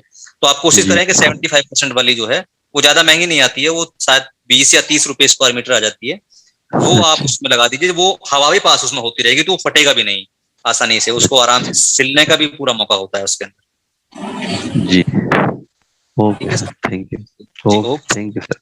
धन्यवाद सर। एक प्रश्न चैट बॉक्स से है सर। शिव सर, हाँ, हाँ, बैगन में तना छेदक और फल छेदक का नियंत्रण कैसे करें? हाँ। अच्छे बैगन में प्रकार दिए हैं। छेदक और फल छेदक जो है बहुत बेहा किस्म का जो कीट है ये, और आसानी से कंट्रोल होता नहीं है। तो इसके लिए जो है कोशिश करें कि रेजिस्टेंस वैरायटी डेवलप करें। अभी कुछ ऐसे रेजिस्टेंट वैरायटी आ चुकी हैं, तो उनको आप खोजें। और दूसरा उसके लिए येलो ट्रैप, फेरोमेन ट्रैप और लाइट ट्रैप ये जरूर लगाएं। और साथ में कोशिश करें कि जो मेटाराइजम है उसका आप रेगुलर इस्तेमाल करें, हर हफ्ते आपको उसका इस्तेमाल करना चाहिए। या फिर आप जो 10 अर्क है वो आप तैयार कर लीजिए, वो काफी हद तक। इसमें लाइट ट्रैप और फेरोमेन ट्रैप बहुत अच्छा काम करता है, क्योंकि उसकी जो तितली है वो वर्ष भर एक्टिव रहती है, इसकी जो लाइफ साइकिल है वो पूरे साल चलती है। तो तितली जो है वो घूमती रहती है। जब आप लाइट ट्रैप शाम को 2-3 घंटे जला देंगे तो वो वहीं पर उसका मेल फीमेल जो है वहीं पे आकर के वहीं खत्म हो जाएगा। तो उसका जो लाइफ साइकिल है उसको डिस्टर्ब करना है, वो डिस्टर्ब हो जाएगी तो ये कीट ऑटोमेटिकली कंट्रोल हो जाएगा। और दूसरा मेटाराइजम बहुत अच्छा रेस्पॉन्स इसका रिजल्ट मिलता है, तो आप उसका इस्तेमाल कीजिए अच्छी क्वालिटी का, तो ये समस्या आपकी खत्म हो जाएगी। बाकी तो केमिकल्स में इलाज नहीं है, इसका कोई इलाज तो है नहीं, क्योंकि सारे ये कीट इतना रेजिस्टेंट कर चुका है, ये सारे इंसेक्टिसाइड जो है फेल हो चुके हैं इसके सामने। और फिर भी अगर बहुत ज्यादा है तो आप नीम ऑयल के साथ में मेटाराइजम भी मिला सकते हैं। और बीटी जो है इसमें काम नहीं करेगा, एनपीवी भी काम नहीं करेगा। फेरोमेन ट्रैप काम कर सकता है, अगर आपको अवेलेबिलिटी है वहां पर तो आप कर सकते हैं, ऑनलाइन भी मिल जाता है, वहां से भी आप आ सकते हैं। जी, नेक्स्ट। बहुत बहुत धन्यवाद शिव सर। सर समय को देखते हुए मैं आदरणीय डॉक्टर डी के प्यासी सर से को हैंड ओवर करूंगा। Over to you sir. Pyasi sir. बहुत बहुत धन्यवाद सुरेश जी। बहुत ही शानदार तरीके से आदरणीय शिव सर ने जैविक खेती की विभिन्न पौध संरक्षण की विभिन्न विधाओं की आपसे विस्तार पूर्वक चर्चा की। मैं उम्मीद करता हूं कि आप सभी को ये समस्त जानकारियां जो है बहुत ही लाभदायक हुई होंगी, और आने वाले समय में आप इनको आत्मसात करके अपनी खेती को बेहतर बनाएंगे। जैसा कि विदित है, बायो फर्टिलाइजर का खेती में उपयोग बहुत ही प्रभावी परिणाम लेके आ रहा है। चाहे वो खेती का प्रकार जैविक हो या रासायनिक, बायो फर्टिलाइजर की महत्ता को और उसकी उपयोगिता को किसी भी प्रमाण की आवश्यकता नहीं है। आदरणीय शिव सर ने बहुत ही बेहतरीन तरीके से आपको बायो फर्टिलाइजर के उपयोग और उसके विषय में संक्षेप में बताया। हमारे पौध संरक्षण के अन्य उपायों में मेटाराइजम, वर्टिसिलियम लैकिनिस और पैसिलोमाइसिस लिलासियंस, वर्टिसिलियम क्लेमाइडोस्पोरियम। निमेटोड की एक बड़ी समस्या जो देखने को मिली है, उसमें अगर हम उपयोग करते हैं सॉइल में स्प्रे के माध्यम से, तो भूमि सुधार में ये बहुत ही प्रभावी तरीके से उपयोग में लाया जा सकता है। बैसिलस thuringiensis जो सॉइल बॉर्न बैक्टीरिया है, उसका और एनपीवी, इन दोनों का जो है प्लांट प्रोटेक्शन में बहुत ही आसान तरीके से हम इसका उपयोग कर सकते हैं। इसकी उपलब्धता यदि है तो इसका उपयोग निश्चित रूप से किया जाना चाहिए। बहुत ही आज का वेबिनार बहुत ही समसामयिक था और 100 लोगों ने पूरी अपनी जो है सहभागिता प्रदर्शित की। तकनीकी कारणों से बीच में अचानक ही जो है वेबिनार स्टॉप हो गया और दोबारा शुरू करने पे संख्या कम हो गई, लेकिन कोई बात नहीं। मैं उम्मीद करता हूं कि सभी लोगों ने उसे ध्यानपूर्वक सुना और 70% से ज्यादा वेबिनार पूरा हो चुका था। आज के वेबिनार में 7 से ज्यादा राज्यों का प्रतिनिधित्व, जितना मैं समझ पाया हूं, उतना जो है बलराम संदेश को प्राप्त हुआ, जिसमें मध्य प्रदेश, उत्तर प्रदेश, महाराष्ट्र, बिहार, हरियाणा, राजस्थान के अलावा जम्मू से भी हमारे किसान जुड़े। मैं सबका हार्दिक धन्यवाद करता हूं। साथ ही साथ हमारे कृषि विज्ञान केंद्रों के भी बहुत सारे विशेषज्ञ हमारे साथ जुड़े, जिसमें डॉक्टर DS तोमर साहब, doctor AK Tripathi, doctor SK Tripathi, doctor VP Singh, doctor GS चुनावत साहब, डॉक्टर स्वप्निल दुबे साहब, आदरणीय दशरथ पांडे जी, आदरणीय शुभम कुलश्रेष्ठ जी।